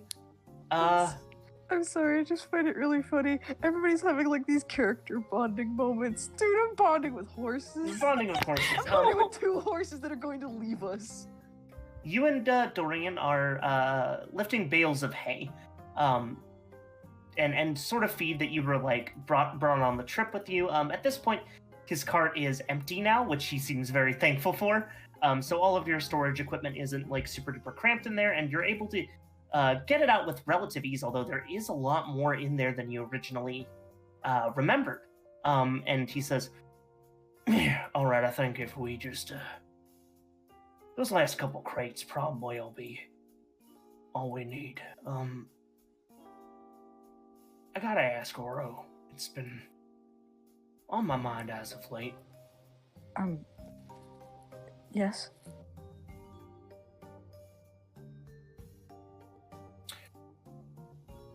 Why do you do what you do?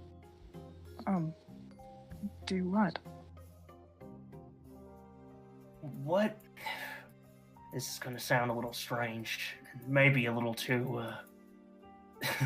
articulate of an old man here.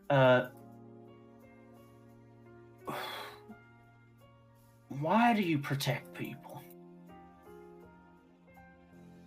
Try kind of just stands there and looks kind of towards the floor, and they kind of grimace just a little bit, and then they kind of look up back at Dorian. Well, because I know about all the things you used to do back home. I mean, I'm a Flagstone resident myself, and you made quite a name for yourself, Oro. You were kind, gentle, and always sweet, great with the kids. But here you are down here wielding a weapon and looking quite uncomfortable with it. I haven't seen you smile in a long time. That kind of worries me. Oh, so you mean, where did I come on this trip? Not even that. I figured it had something to do with Aurora, although I don't know the details, but I imagine it's for her sake. What I want to know is, in general, what drives you to do that for people?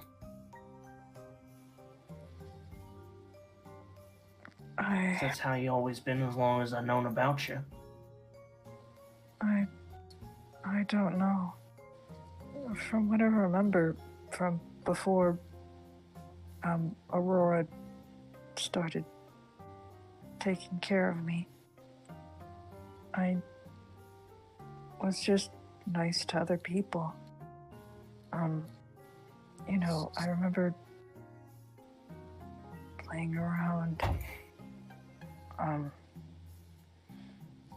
remember exploring on my own. I remember Try's forehead is like kind of like Like your brows are furrowed, right? Yeah. Try is like brows are like furrowing, trying to think. The more you think, the more kind of corrupted those memories are. Not like in a way of just like forgetting bits and pieces of it, but it's like there's something else there that is not your experiences. And you can't quite recall those, but it's like they are melding together with your past experiences that you can recall. And it's starting to become difficult to parse between them.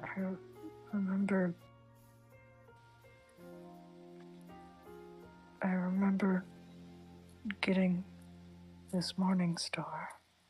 I remember using other weapons too. You got that Morning Star when Aurora went out and grabbed you, your... Yeah. Yes, okay. Just making sure. Before all of this, I remember I've had combat training. I remember... And now, Oro, your vision kind of clouds, and it's not that darkness wrapping around you this time. It is something else. You are drawn out of the moment by a memory. And it is not a pleasant one. You are standing amongst several people, and they are all armed and yelling, and there is fury. The sounds of battle ring throughout your head, and it is gruesome. But you know what the cause you're fighting for is. It is for freedom. It is for freedom from oppression. And it is that desire for freedom, that desire to help people escape the bonds that bind them,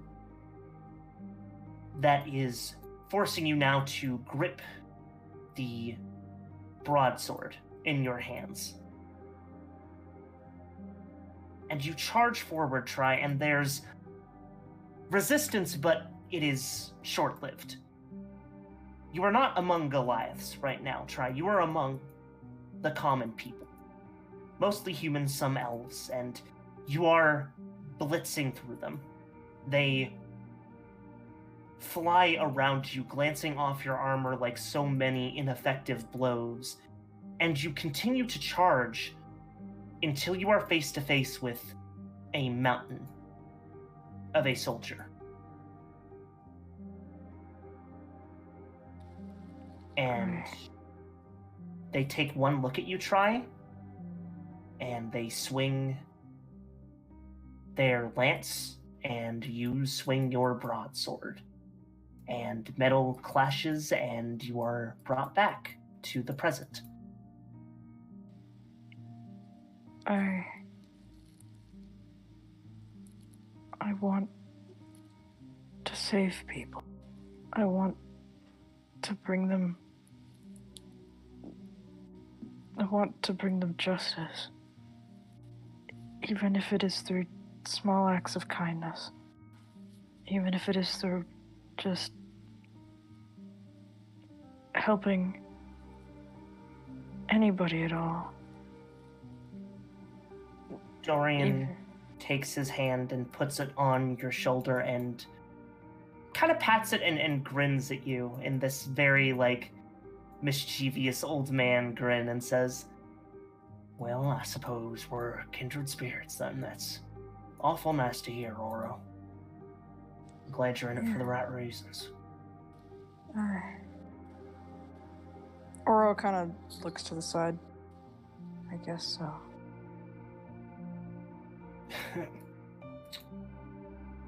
It's a little forgive me if I seem a little bit, unable to contribute, I guess, the same sentiment. I was not as clear-cut from day one in the path of righteousness, I suppose, as you. But, I try.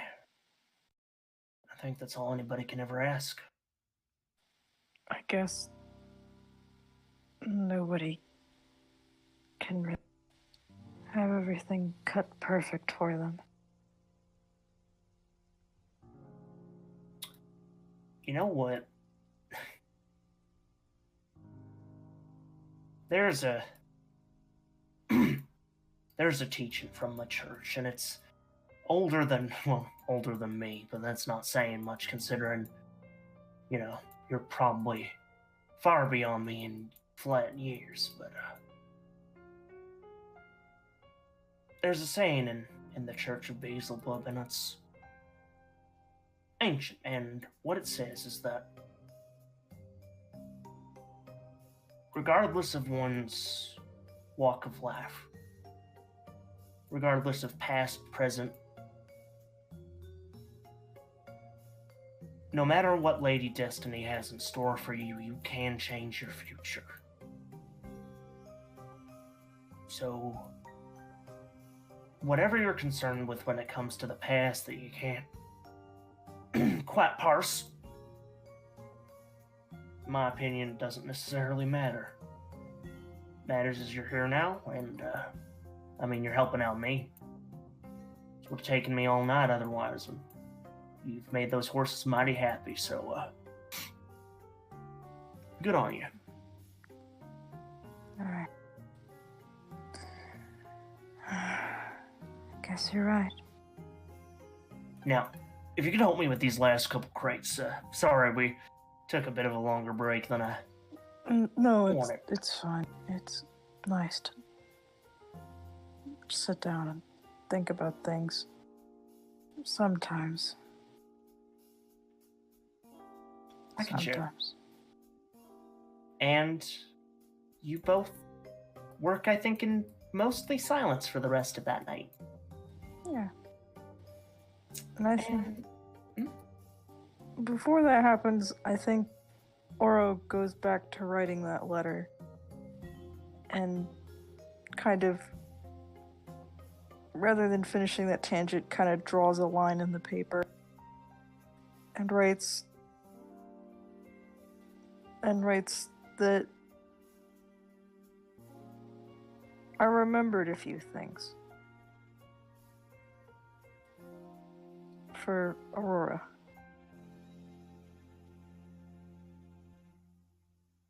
Okay. And I think with that, we can probably end the session. Hey Mel, what about phase 3 downtime? Yeah, What about then unfortunately, phase 2.5 and then phase that 3? will happen next time, I guess. Unfortunately, Mel thinks the session will go 4 hours again. What Mel, about when are you gonna release the hound? Yeah, we've got a second battle. No one's lost a limb yet. Not this session. Wait a minute. That's This next is going section, on for baby. 5 hours. No, we started at 7. No, Qurth. Oh, it did go. We're gonna have to split them up, aren't we? Yeah, that's fine. We'll figure that out Oopsie. next time on Starless Nights. Thank you guys all so much for coming out. Winks at the camera. I appreciate all of you, my players. That was fantastic. We're figuring it out. Yeah, you're figuring it out. You're sleuthing it out. Yo, So- tuning forks and motherfucking instruments and shit. Fuck yeah. Until next time, see you guys, and goodbye, recording. It's present like in Soul Eater. Wave goodbye to recording. Fire No. recording. I assume it's already.